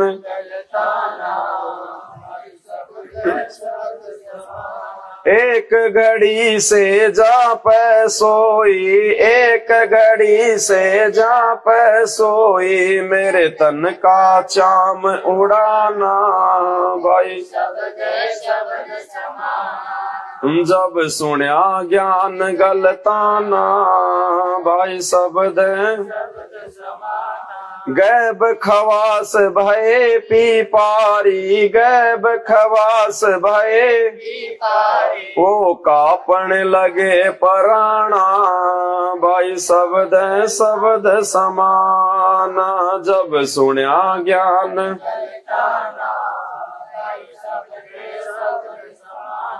अठारह लाख तुरा जिन छोड़ी, 18 लाख तुरा जिन छोड़े। अरबों खरब खजाना, भाई जब सुन्या ज्ञान गलताना, भाई शब्द। दास गरीब कबीर पुरुष को, दास गरीब कबीर पुरुष वो अमर किए सुल्ताना, भाई शब्द शब्द समाना। जब सुन्या ज्ञान गलताना, भाई शब्द। तो ऐसे खेल परमात्मा आप और हम आत्माओं के लिए खेलता है। तो भाई हमने भी देखो अब इस कलयुग की पिछली पीढ़ी में अब कोई भी कसर, कोई भी कमी नहीं छोड़नी है। हमने तन मन धन से परमात्मा के साथ में चलने की पूरी कोशिश जो है कर देनी है अब। सतगुरु बिना सुरत नहीं पाटे, खेल मंडया है। सतगुरु के बिना सुरती यानी हमारा ध्यान लग ही नहीं सकता, हम समझ ही नहीं सकते, हम जान ही नहीं सकते अध्यात्म को, भक्ति मार्ग को, भगवान को। तो सतगुरु बिना सुरती नहीं पाटे यानी हमारी जो बुद्धि है वो नहीं खुल सकती, हमारी आत्मा ऊपर को चलने को तैयार नहीं हो सकती। सतगुरु बिना सुरत नहीं पाटे, खेल मंडया है सिर के। अब हमने सिर साटे का जोर लगा देना है, सिर साटे की भक्ति है और कछु नहीं, और सिर के साटे पाइए अवगत अलख। अब ये भक्ति रूपी खेल परमात्मा ने हमें दे दिया, हमारे को सेलेक्ट कर लिया एज ए खिलाड़ी, एज ए भगत। अब हमने इस खेल को सिर साटे की यानी जोर लगा के पार करना है। अब की बार नहीं रह जाना यहाँ पे, क्योंकि गोल्डन चांस है। असंख्य कल्प युगों के बाद में परमात्मा ने बताया कि ये दाव लगता है इस कलयुग की पिछली पीढ़ी का। असंख्य कल्प युगों के बाद, क्योंकि ये जितने भी जोड़ जुगाड़ जो आज मिले हुए ना, ये नहीं मिलते। पिछली पीढ़ी और इसी समय वो भगवान आना और आप और हम उसके समकालीन, फिर हमारे को ये परमात्मा की ये शरण मिल जाना। क्योंकि लोगों को तो ज्ञान ही अच्छा नहीं लगता गुरु जी का, कांटे से चुभते हैं, गालियां निकालते हैं। और उन अरबों खरबों में से आप और हमारे को ये मीठे वचन अच्छे लगे और हम उनके शरण में आ गए। और शरण में आने के बाद भी परमात्मा ने साध संगति से जोड़ दिया, वरना काल देखो कैसे राजनीति में उनको डुबकी मरा रहा है, गर्दन पकड़ पकड़ के, भगत होने के बाद भी कैसे रोडों पे उनसे रैलियां निकलवा रहा है। ये परमात्मा ऐसे थोड़ी मिलेगा रोडों पे रैलियां निकालने से। ये तो जगत वालों के काम होते हैं, जिनके पास में ज्ञान नहीं होता, जिनके कोई मर्यादा नहीं, कोई नियम नहीं, वो खाते धक्के, मिट्टी वो फाकते रोडों पे। परमात्मा मिल गया, नाम मिल गया, ज्ञान मिल गया, धंधा करो, अपनी भक्ति करो बैठ के, ड्रामे करने की जरूरत क्या है। लेकिन उनको दुनिया जोड़नी है, उनको अपना धंधा करना है, भक्ति नहीं करनी। फिर सात संगति से जोड़ दिया भगवान ने हमारे को, और सात संगति से जुड़ने के बाद में मर्यादा में रह के कैसे हम आगे झटके इधर भी आएंगे, आते रहेंगे, आए भी हैं। क्योंकि जो सत का मार्ग होता है ना, काल उसी के पीछे लगता है ज्यादा। और सात संगतियों का ये इतिहास रहा है, हर 2 साल में एक झटका तो काल मारता है। और उस झटके में परमात्मा जो कमजोर आत्माएं होती है उनकी छटनी कर देता है कि भैया सात संगत जो है परमात्मा प्राप्ति का मार्ग है, गंदगी का इसमें कोई काम नहीं है। गाड़ी के कार्बोरेटर में कचरा आ जाता तो फिर क्या करते हैं अपन, रेस मारते ना खींच खींच के, ताकि वो प्रेशर से वो कचरा। तो परमात्मा जो है, इस हमारे गुरुदेव भगवान ने काल को इस समय वो खुला छोड़ रखा है, हमें पूरा ज्ञान दे दिया, रास्ता बता दिया, भक्ति मर्यादा बता दी, सावधानी बता दी। और काल को परमात्मा ने खुला छोड़ दिया कि चोट मार ढंग से, गरीब कच्चा हीरा किरच हो नहीं सहे घनमार, और ऐसा ये मन हो रहा लेखा ले। और परमात्मा कहते हैं जलाऊं भी, तपाऊं भी और चिमटे से खाल उतारूं, फिर भी जो ले नाम हमारा उसको पार। तो चिमटे से खाल आप और हमारी उतारी जा रही है, मैनेजमेंट वालों की नहीं उतारी जा रही। धक्के आप और हमें लगाए जा रहे हैं, द्वार धनी के पड़ा रहे और धक्के धनी के, सो काल जग जोर ही पर द्वार छोड़ना। तो काल कहां पे आके हमारे को जो है वो कर रहा है, काल मैनेजमेंट के माध्यम से हमारे को दुखी कर रहा है। और परमात्मा हमारी परीक्षा ले रहा है कि देखता हूं जरा इन बातों से दुखी होके ये मेरे से दूर होता है या इसके मन में कोई दोष आता है कि छोड़ो रे यार भक्ति, जब गुरु जी का परिवार ही भक्ति नहीं करने दे रहा तो क्या रखा, फिर छोड़ो। 8 साल हो गए गुरु जी को, अभी तक तो जेल से आए नहीं, छोड़ो क्या रखा भक्ति में। ये चोट परमात्मा मारेगा, ये धक्के परमात्मा मारेगा। अरे माँ का भाई जब उसको लेने आ जाता है तो बड़ा बच्चा तो समझदार होता है, वो तो ज्यादा जो है उसके साथ में जाने की जिद नहीं करता। लेकिन जो 2-3 साल का बच्चा होता है ना, उसको पता चल जाता है कि ये क्यों आया है। और ये सुबह माँ को लेके और रात को सोता भी नहीं है, सुबह 4 बजे उठेगा, जबकि और दिनों 7 बजे पहले खड़ा नहीं होता, 4 बजे खड़ा हो जाएगा कि हाँ कब निकलेंगे। और माँ भी समझ जाती है कि आज तो जल्दी खड़ा हो गया, नाटक करेगा।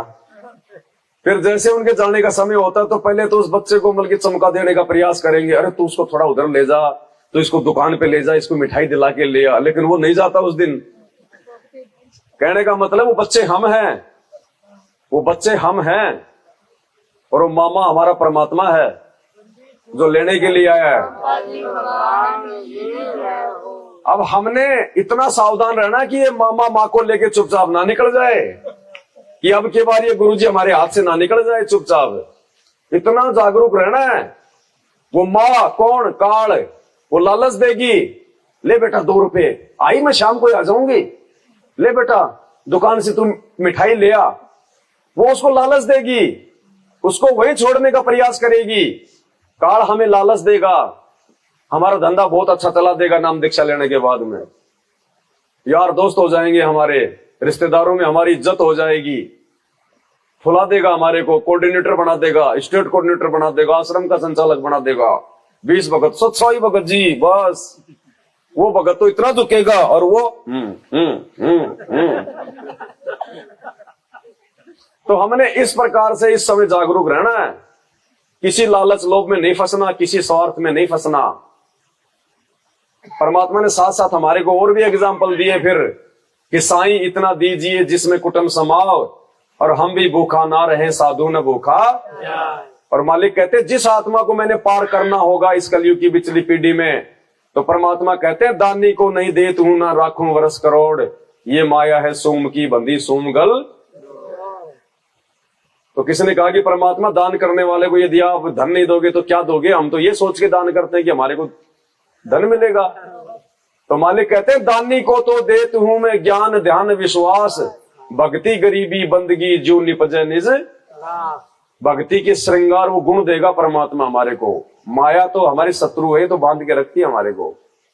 तो जिस आत्मा को परमात्मा ने यहां से पार करना होगा, इस माया रूपी इस गंदगी से परमात्मा हमेशा उसको दूर ही रखेगा। और जितनी आवश्यकता है उसके लिए परमात्मा कभी किसी के आगे हाथ फैलाने नहीं देगा। हमने भी उसी में संतुष्ट रहना चाहिए। और फिर देखना, फिर परमात्मा कहते हैं चार मुक्ति जहां चंपी करती माया होरी दासी, दास गरीब अभय पद पर से वो मिले राम। फिर वहां पे यहाँ की चार मुक्तियां जो ब्रह्मा विष्णु महेश के पास में कहते हैं, वहां तो तुम देखोगी भी नहीं, इतने ठाट बाट है वहां पे। सतगुरु परम पदार्थ पूरा और सतगुरु बिना न बाजे। सतगुरु परम पदार्थ पूरा, यानी सतगुरु से बढ़ के सुखदाई और कोई भी, और सतगुरु बिना न बाजे, यानी जो भक्ति का जो बिगुल है वो सतगुरु के बिना नहीं बच सकता। यानी हमारी आंखें नहीं खुल सकती बिना सतगुरुदेव भगवान के। सतगुरु आवा दान कर देवे और सतगुरु राम रसायन। सतगुरु ही एक वो परम शक्ति है जो हमारे आने जाने जन्म मरण के चक्र को मिटा सकती है। सतगुरु आवा दान कर देवे और सतगुरु राम रसायन। अब राम रसायन क्या बताया परमात्मा ने? एक रसायन बताया परमात्मा ने कि एक रसायन होता है, एक मिश्रण होता है, उसमें अगर लोहे के टुकड़े डाल दिए जाए तो वो उसको सोना बना देता है। इसी प्रकार सतगुरु राम रसायन, ये जो नाम है परमात्मा का जो गुरुदेव भगवान ने हमें दिया है, ये रसायन है, ये राम रसायन है। ये राम रसायन देके परमात्मा हम कौओं को हंस बना देता है। सतगुरु आवा दान कर देवे सतगुरु राम रसायन। और परमात्मा कहते हैं कि मौत निशानी नींद की, उठ कबीरा जाग, और सब रसायन छोड़ के एक राम रसायन चाख। परमात्मा कहते हैं कि भैया अब तू ये ज्ञान लेने के बाद में गफलत में मत सो, अब तू आलस से मत कर, परमात्मा से दूरी ना बना, विमुख ना हो, मर्यादाओं को छोटा ना समझ। ये राम रसायन दे दिया परमात्मा ने। हमने अब अपने आप को इस रसायन में डुबो डुबो के सोना बनाना है, हंस बनाना है। बगुले से हंस होके फिर हम सतलोक में जा पाएंगे। सतगुरु आवा दान कर देवे सतगुरु राम रसायन भेवे, और सतगुरु पशु मानुष कर डारे सिद्धि देकर। सतगुरु ही हमारे को पशु तुल्य जीवन से देवता तुल्य बनाता है। यानी नाम दीक्षा लेने से पहले जो भी कर्म हम कर रहे थे वो पशु तुल्य कर्म ही थे। हमेशा माया के नशे में, पैसा ही पैसा, पैसा ही पैसा, खुद पूरा भागदौड़, बच्चों को पढ़ाना लिखाना वो भी हमारा एक ही मकसद था, बड़ा होकर नौकरी लग जाए, कोई अधिकारी बन जाए, दुनिया को लूटे खसोटे। 20 लाख रुपए बर्बाद किए तो कम से कम 40 लाख रुपए तो मुझे भी दे कमा के, बड़ी गाड़ी हो, बड़ी कोठी हो, यही मकसद होता है सबका बिना ज्ञान के। आज भगत भाई बहनों का भी 90% का यही मकसद है, अपने बच्चों को जो है वो पढ़ाने के पीछे। जगत की तो बात ही छोड़ दो आप। भक्तों के बच्चे देखे हमने, बड़ी बड़ी प्राइवेट स्कूलों में जाएंगे, बता क्यों पैसा बर्बाद कर रहा है, और खुद फिर वो जो है बैल की तरह, और कोई गारंटी नहीं कि वो नौकरी लगेगा। और नौकरी लगने का समय आएगा, गारंटेड बात है। जिस समय हमारे बच्चों का नौकरी लगने का समय आएगा, जो अपने बच्चों को नौकरी के लिए पढ़ा रहे हैं, उस समय परमात्मा धरती से नौकरियां समाप्त कर देगा। नौकरियां समाप्त, परमात्मा देखेगा डिग्री, बेटा नाम कौन सा मिला हुआ है, मर्यादा में कितना है, तू इस सेवा के लायक है कि नहीं है। ऐसे नौकरी मिलेगी। BA के सर्टिफिकेट दे के नौकरियां नहीं मिलेगी। BA के सर्टिफिकेट ले लेके ये दुनिया को लूट रहे, जो है खसोट रहे। ये पुलिस में भर्ती होने के लिए कितने लाख रुपए देने पड़ते हैं हम सब जानते हैं। और फिर क्या करेगा सारा दिन, वो कर्म फोड़ेगा अपने, किसी से 50 लूटेगा, किसी से 100 लूटेगा, किसी की हाय लेगा तो किसी की बद्दुआ लेगा, उल्टे पाप कमाएगा। सतगुरु पशु मानुष कर डारे सिद्धि देकर। अब एक समय तो ऐसा था कि हम नौकरी के लिए, और आज वो स्थिति आ गई परमात्मा के ज्ञान से कि इंद्र दा राज कागदा, बताओ क्या करेंगे नौकरियों को। और फिर हम अपने बच्चों को नौकरी के लिए पढ़ा रहे हैं।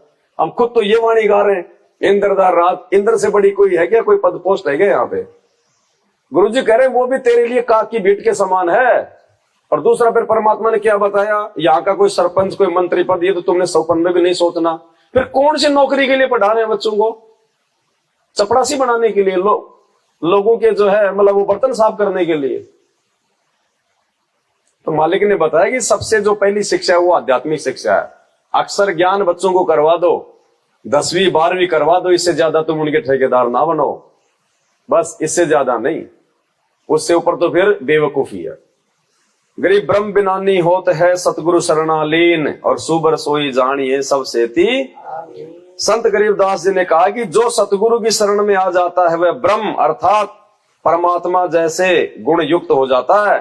परंतु सुबर यानी अच्छी भक्ति से भरपूर आत्मा वही है जो अहंकार नहीं करता, अर्थात सबके साथ आधीनी भाव से सुबर सोई जानिए। यानी उस आत्मा में भी, भक्ति करने वाले उस भगत में भी सुबर यानी बहुत अच्छी आत्मा वो है जो सबसे आधीन, जिसमें अहंकार नहीं है, जो आधीनी भाव से रहता है। तो हमने खाली एक भगत ही नहीं बनना, हमने तो सुबर वाली स्थिति धारण करनी है। भगत में भी तो होती है ना क्वांट, जैसे स्कूल में कोई फर्स्ट आया, सेकंड आया, फिर मेरिट आया, तो हमने तो मेरिट में आना है इस भक्ति मार्ग में, परमात्मा की नियम मर्यादाओं में रहकर। सतगुरु रामपाल जी भगवान की। सतगुरु जो चावे सो कर ही, और 14 कोटि दूत यम डर ही, भूत भूत जम त्रास निवारे चित्रगुप्त के। यानी सतगुरु देव जी कुछ भी कर सकते हैं अपनी आत्मा के लिए, अपने भगत के लिए। अरे जब परमात्मा ने हमें बताया, एक छोटा सा ऋषि जिसकी गिनती नहीं, उसके जैसे ना जाने कितने आके चले गए, गौतम ऋषि, और उसने अपनी पत्नी की प्रार्थना पे उसने मतलब युग चेंज कर दिया। जब इंद्र ने आके उसके साथ में मुंह काला किया, गौतम ऋषि का रूप बना के अहिल्या के साथ में, तो वो तो बेचारी, उसको तक भाई उसका तो दोष ही क्या था। लेकिन अब वो भगत जरूर था गौतम, लेकिन वो कालका था, इसलिए उसके अंदर जो है वो धैर्य नहीं था। और उसने तुरंत जो है इंद्र के साथ में अपनी पत्नी को देख के उसको श्राप दे दिया उन दोनों को कि तू पत्थर की होगी। बाद में उसने बताया, महाराज मेरी क्या गलती बताओ, ये दुष्ट आपका रूप बना के आया था, तो मैंने तो आप समझ के जो है समर्पण कर दिया, मेरी क्या गलती। तो बाद में उसने देखा भाई बात तो सही है।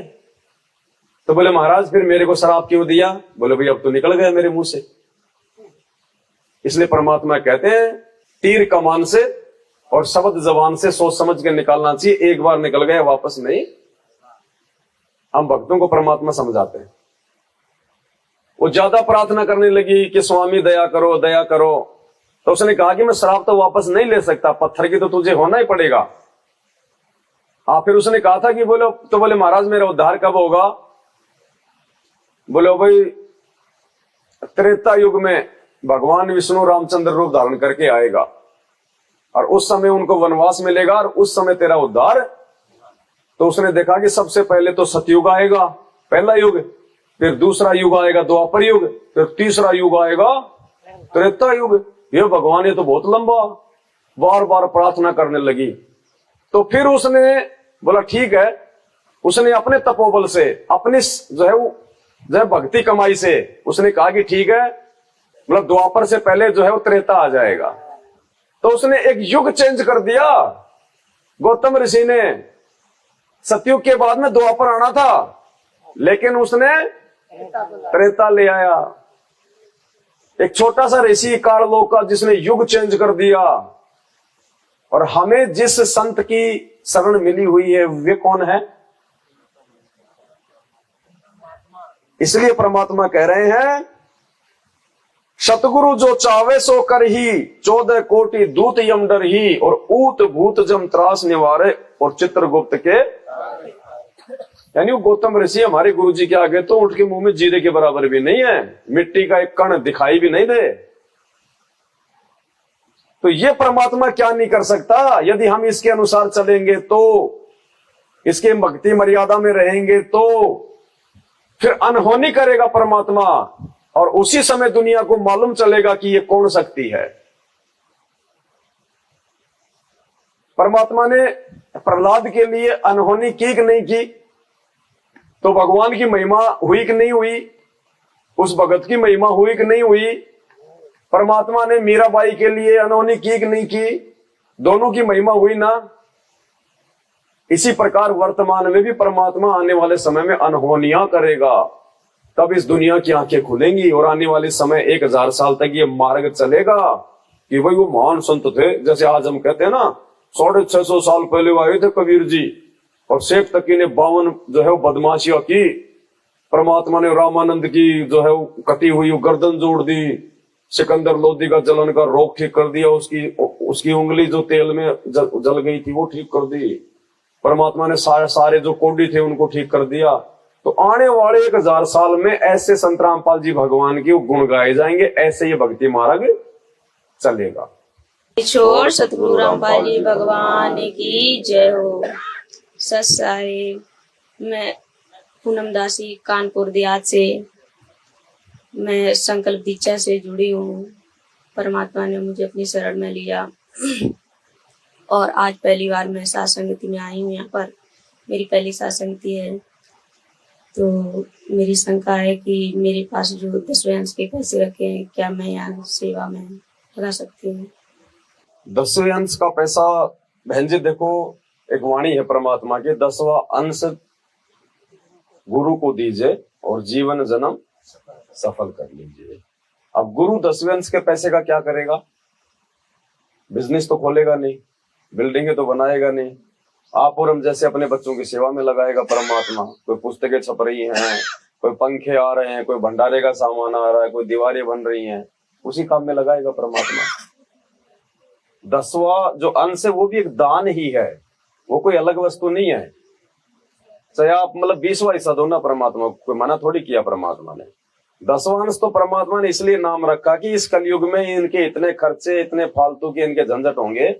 10वां अंश भी यानी कम से कम भी अगर अपनी आमदनी का दे देगा तो भी थोड़ा बहुत इसका जो है वो दान पुण्य में लगेगा।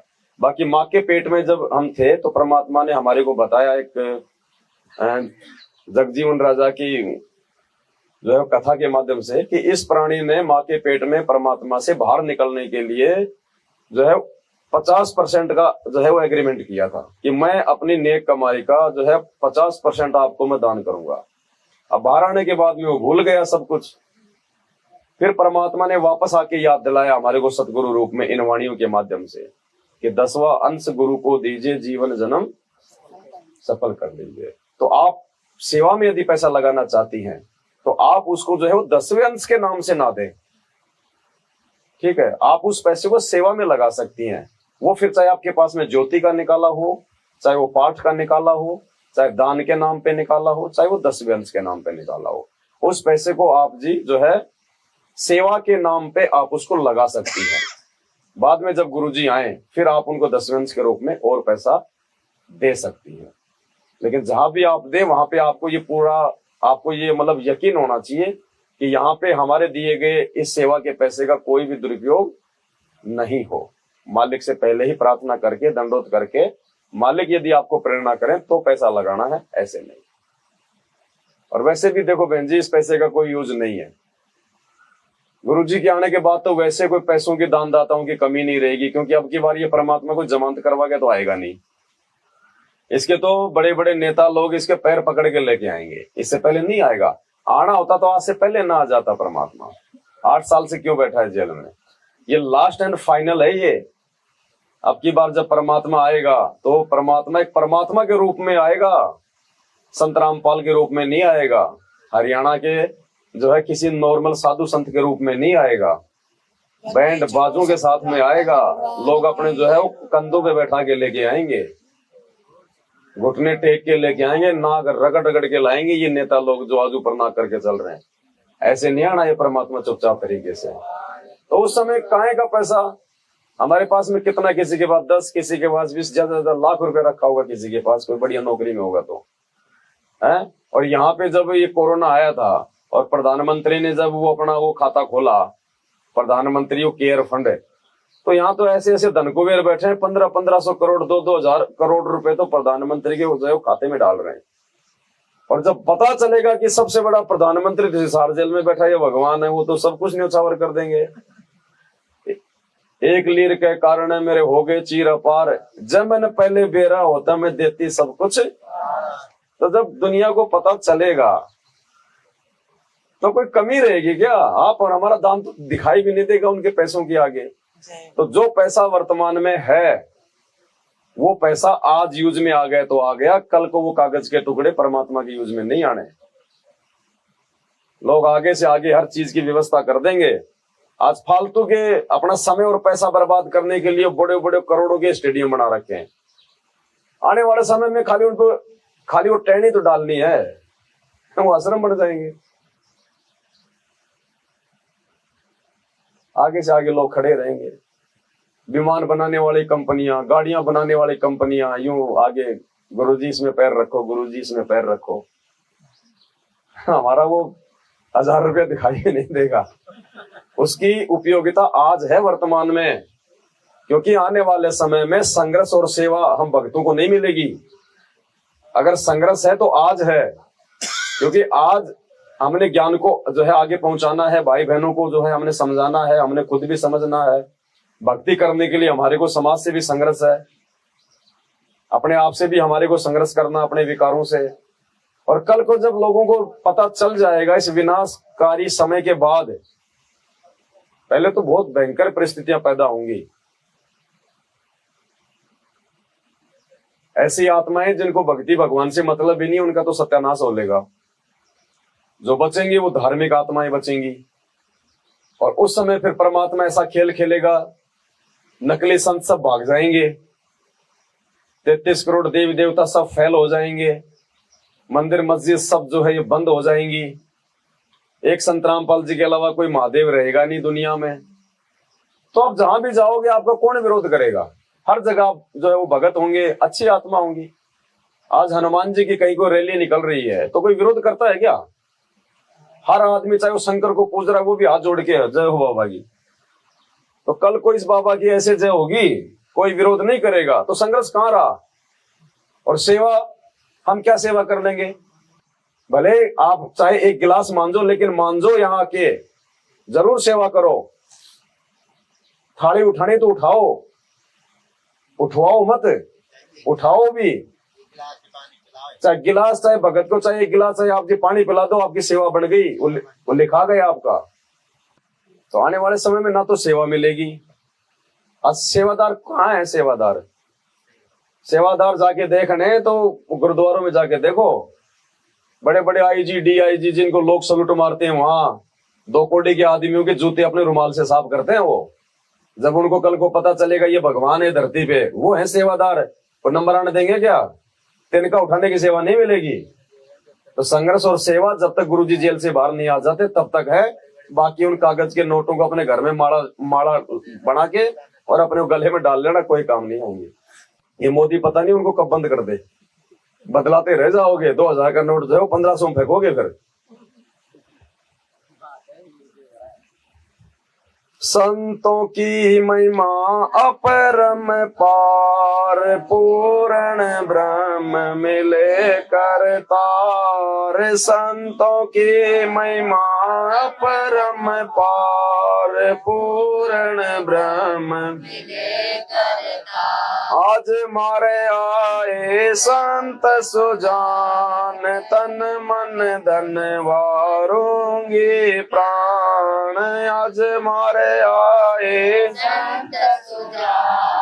तन मन धन वारूंगी प्राण। चरण कमल रज डारो शीस, मानो आप मिले से चरण कमल रज डारो शीस, मानो आप मिले जगदीश। संतों की महिमा कहिए न जाए, 68 तीर्थ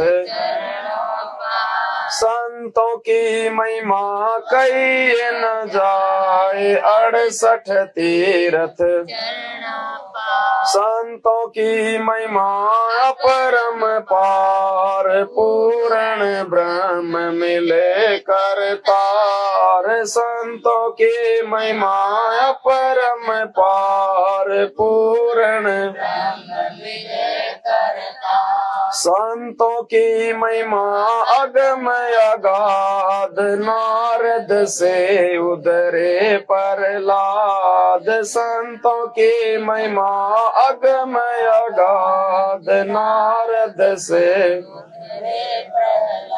ध्रुव बेटे नारद निर्वाण। अमरापुरी पर रचे विमान, ध्रुव बेटे नारद अमरापुरी पर रचे विमान। संतों की महिमा अगम अगाध, बूढ़ंत राखे गज गर आ। संतों की महिमा अगम बूढ़ंत राखे गज गर गाप। संतों की महिमा निश्चल थीर, द्रोत सुता के बढ़ गए चीर। संतों की महिमा निश्चल थीर, द्रोत सुता के बढ़ गए चीर। संतों की महिमा अधिक सुमेर, बिलनी के झूठे खाए बेर। संतों की महिमा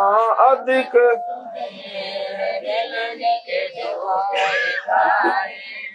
संतों की महिमा निश्चल अंक, वाल्मीक का बाजा शंख। संतों की महिमा निश्चल अंक, वाल्मीक का बाजा शंख। संतों की महिमा अमन अमान, देखो गणिका चढ़ी विमान। संतों की महिमा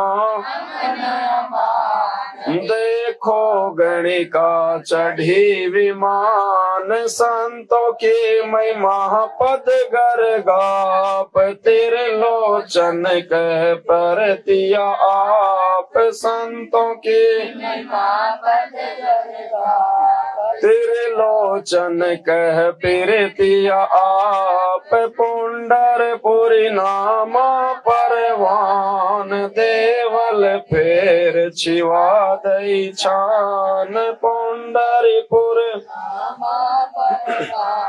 देवल फेर छिवा दई छान। काशीपुरी कबीर कमाल, गैबी बालद आई रसाल। काशी गह भी बालद आई रसाल दिया भंडारा जनर दास कनक कने पद दिया भंडारा जनर दास कनक जने पद संतों की महिमा कही न जाए पीपा कूद पड़े दरियाए संतों की महिमा कही न जाए पीपा कूद पड़े दरियाए दास गरीब संतन को सेव 84 मिट गई सुख देव दास गरीब संतन को सेव 84 मिट गई सुख देव। संतों की महिमा, इस शब्द में संत की महिमा गाई गई है। उदाहरण यहाँ पे सांसारिक दिए गए हैं, जगत वाले दिए गए हैं, 3 लोगों के भगवान वाले दिए गए हैं, लेकिन उन 3 लोगों के भगवानों के रूप में, यहाँ के साधु संतों के रूप में वो महिमा करने वाला कोई और नहीं बल्कि सतगुरु रामपाल जी भगवान थे। सबके काज यही परमात्मा सारता है, क्योंकि ये समर्थ है, सबके ऊपर है, इसकी महिमा बहुत ऊंची है। ये परमात्मा मान बढ़ाई का भूखा नहीं है, पब्लिसिटी का भूखा नहीं है। समय आने पे स्वयं इसकी पब्लिसिटी पूरी दुनिया में हो जाती है, जब लोगों को पता चलता है कि ब्रह्मा विष्णु महेश तक के काम भी यही परमात्मा सारता है। संतों की महिमा, संतों की महिमा अपरंपार पूर्ण ब्रह्म मिले कि संत रूप में आए हुए उस पूर्ण परमात्मा की महिमा अपरंपार है, वारन पार नहीं है उसका, और छोर नहीं है। और पूर्ण ब्रह्म मिले करतार, पूर्ण ब्रह्म के रूप में, उस करतार के रूप में, कर्ता धर्ता के रूप में स्वयं वो परमात्मा ही हमें सतगुरु के रूप में आके मिलते हैं।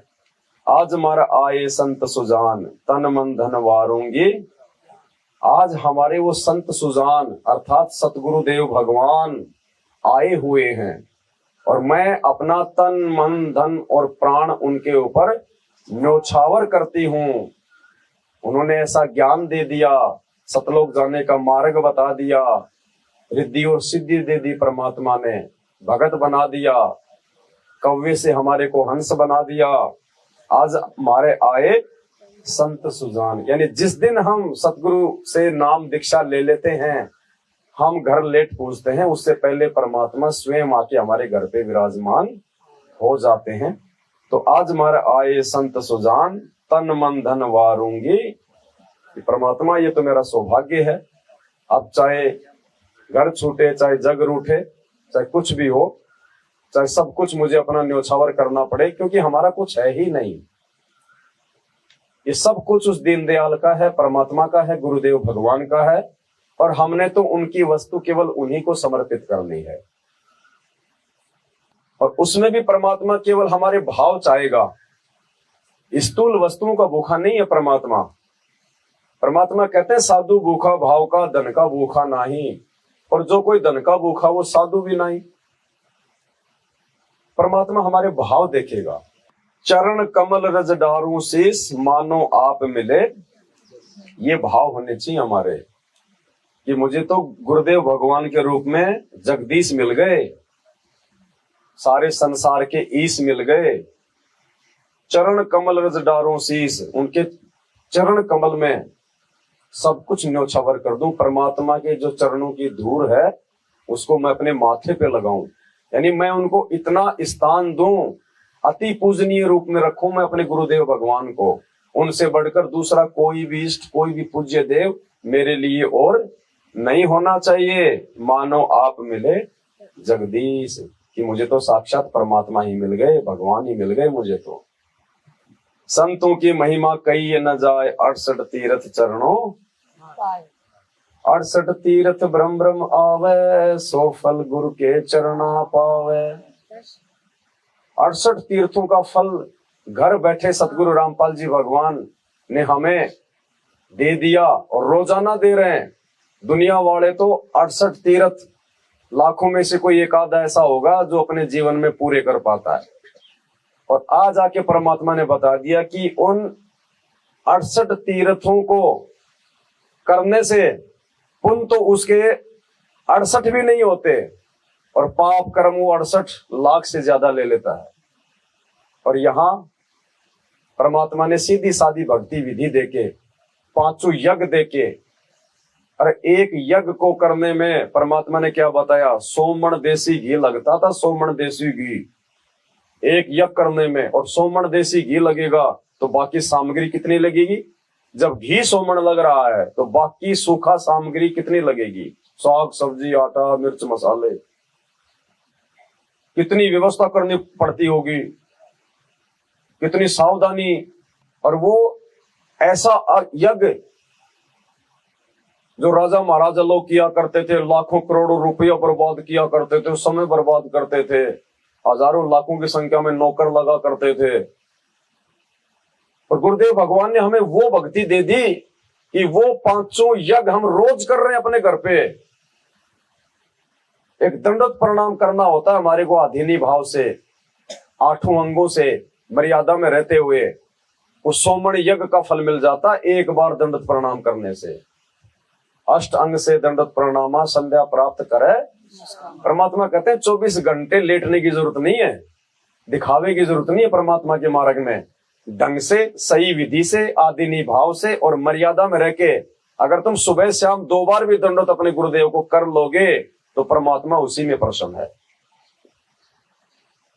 परमात्मा को वो प्रणाम पसंद है, व्यायाम पसंद नहीं है। हमारे को व्यायाम नहीं करना बार बार, हमारे को भक्ति भाव से जो प्रणाम करना है। तो कितनी सीधी और सटीक भक्ति दे दी परमात्मा ने। आज की डेट में हम लोग कितना ही जोर लगा लें, हम एक यज्ञ भी नहीं कर सकते उस प्रकार से। 100 मण देसी घी, पूरी जिंदगी मर जाएंगे, 100 मण घी का पैसा भी नहीं इकट्ठा कर पाएंगे, यज्ञ तो छोड़ दो। और यहाँ परमात्मा रोजाना करवा रहे, ना जाने वो 100 यज्ञ करवा देते हैं।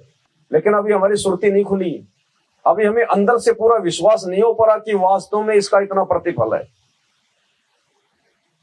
अब छोटा नादान बच्चा होता है, उसको नहीं पता कि मोबाइल से मोबाइल में जो है वो पैसे भेजे जाते हैं। उसको तो जब तक जेब से निकाल के नहीं दिए जाए कि बेटा ये ले 300 रुपए, तब तक उसको यकीन नहीं होता। और कोई समझदार व्यक्ति कहे कि भाई देख, मैंने तेरे पिताजी के मोबाइल में तेरे लिए 1000 रुपए डाल दिए, वो कहेगा कब डाल दिए, क्यों झूठ बोल रहा है, देखे नहीं मैंने, कहां से डाल दिए, मोबाइल में कहां से पैसे आएंगे। तो ये सूक्ष्म भक्ति है, दिखावे की भक्ति नहीं है ये दुनिया वालों की तरह। तो हम जो यज्ञ कर रहे हैं ना, अगर मर्यादा में रह के कर रहे हैं, गुरु को भगवान मान के कर रहे हैं, देखो ऐसे यज्ञ संपूर्ण नहीं होगा। क्या बताया परमात्मा ने उस सत्संग में, गुरु को मानुष जो गिने और करे चरना अमृत को पान, ते नर नरक में जावेंगे युग युग बने। गुरु को जब तक हम हृदय से परमात्मा नहीं मानेंगे, फिर चाहे हम 5 यज्ञ रोज कर रहे हैं, उनका वो फल हमें नहीं मिलेगा। तो जब तक हम विधि विधान से नहीं करेंगे तब तक हमें ये यज्ञ करने का भी फायदा नहीं मिलेगा। तो संतों की महिमा कही न जाए, 68 तीर्थ चरणों पाए। संतों की नहीं, संत की। ये तो छुपाते हैं परमात्मा अपने आप को। संत एक समय पृथ्वी पे एक ही होता है, 2 नहीं होते। और वो संत पूर्ण परमात्मा होता है, और पूर्ण परमात्मा 2 नहीं होते। तो हमारा सौभाग्य है कि हमारे को वो समर्थ परमात्मा संत रूप में मिले हुए हैं, संत रामपाल जी के रूप में मिले हुए हैं, हमारे गुरुदेव भगवान के रूप में मिले हुए हैं, जिनके चरणों में हमारे को 68 तीर्थों का लाभ रोज मिल रहा है। संतों की महिमा अपरंपार, पूर्ण ब्रह्म मिले, स्वयं ये पूर्ण ब्रह्म परमात्मा है। जब चाहे चोला धर आता,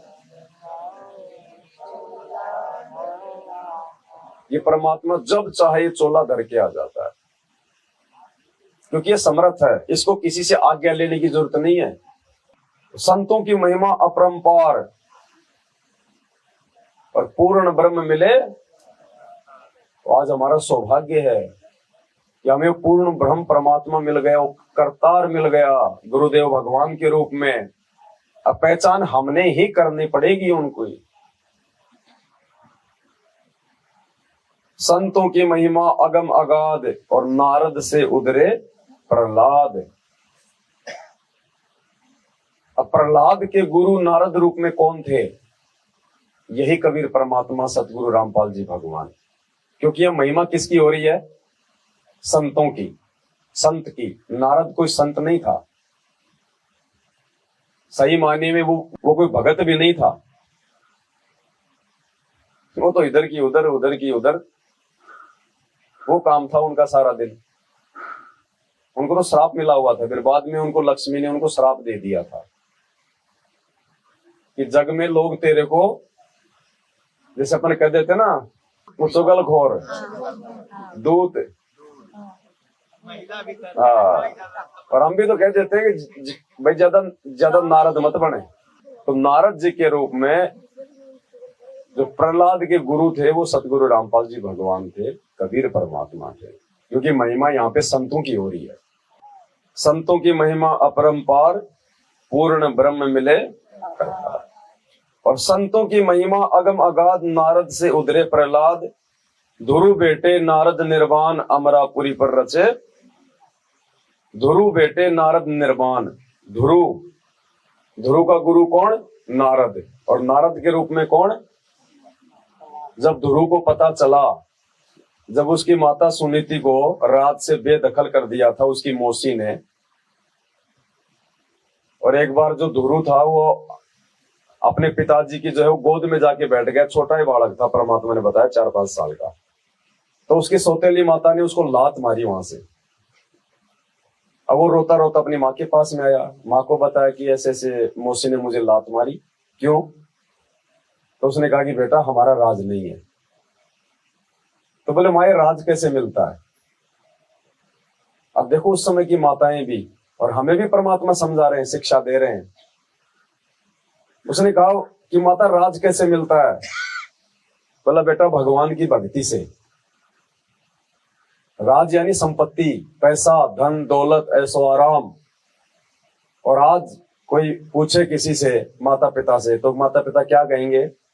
तो बेटा तू पुलिस में लग जा, फिर दुनिया लूटना, बढ़िया मकान बना लेना, रिश्वत लेना। कहता है कोई माए बाप,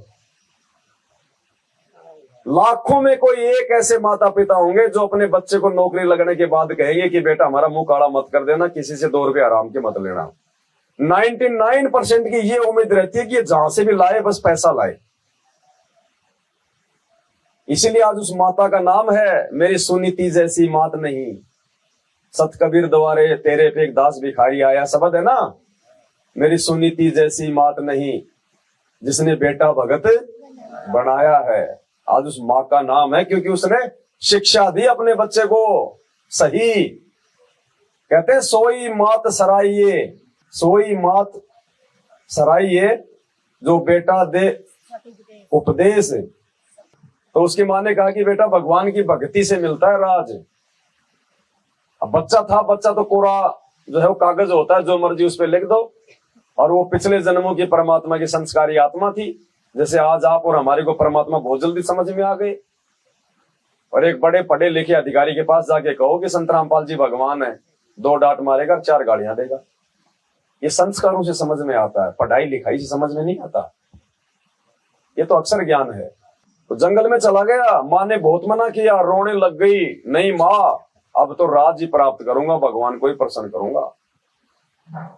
वो 5 साल का बच्चा जंगल में निकल गया भक्ति के लिए। पिछले संस्कार थे, प्रबल थे, अंगड़ाई आ गई। 5 साल के बच्चे को क्या पता क्या भक्ति है और क्या भगवान है और क्या राज होता है। उसको चाहे 20 दिन में 20 थप्पड़ मारो, 2 मिनट बाद में वो तो फिर हंसने लग जाता है। और रास्ते में पूर्ण परमात्मा आ गए नारद जी का रूप बना के, क्योंकि दयालु परमात्मा, इसे देखा नहीं जाता। आ गए परमात्मा, रामा श्यामा हुई, कहाँ जा रहा हो बेटा? महाराज जी भगवान के लिए जा रहा हूं, जंगल में तपस्या करूंगा, भगवान को प्रसन्न करूंगा, राज प्राप्त करूंगा। तो नारद जी के रूप में परमात्मा ने कहा कि बेटा भगवान ऐसे थोड़ी मिलता है। बोले मेरी माँ ने तो कहा है कि भक्ति से मिलेगा, और भगवान तो फिर जंगलों में मिलते हैं, क्योंकि उस समय साधु संत महात्मा जंगलों में पाखंड करते थे ही। तो उसने सोचा जंगल में मिलेगा भगवान। तो नारद रूप में परमात्मा ने कहा कि बेटा बिना गुरु के भगवान नहीं मिलता, ऐसे गुरु बनाना पड़ता है। तो उसी समय ध्रुव नारद जी के पैरों में गिर गया, लिपट गया, पकड़ लिए। बोले फिर आपसे बढ़ के गुरु कहाँ मिलेगा, वरना मैं तो जो है वो डले ढोने जा रहा था, मुझे तो भगवान मिलता ही नहीं, ये जानकारी तो मुझे आपने दे दी, तो आपसे बढ़ के गुरु कौन होगा जिसने मेरा मार्गदर्शन कर दिया।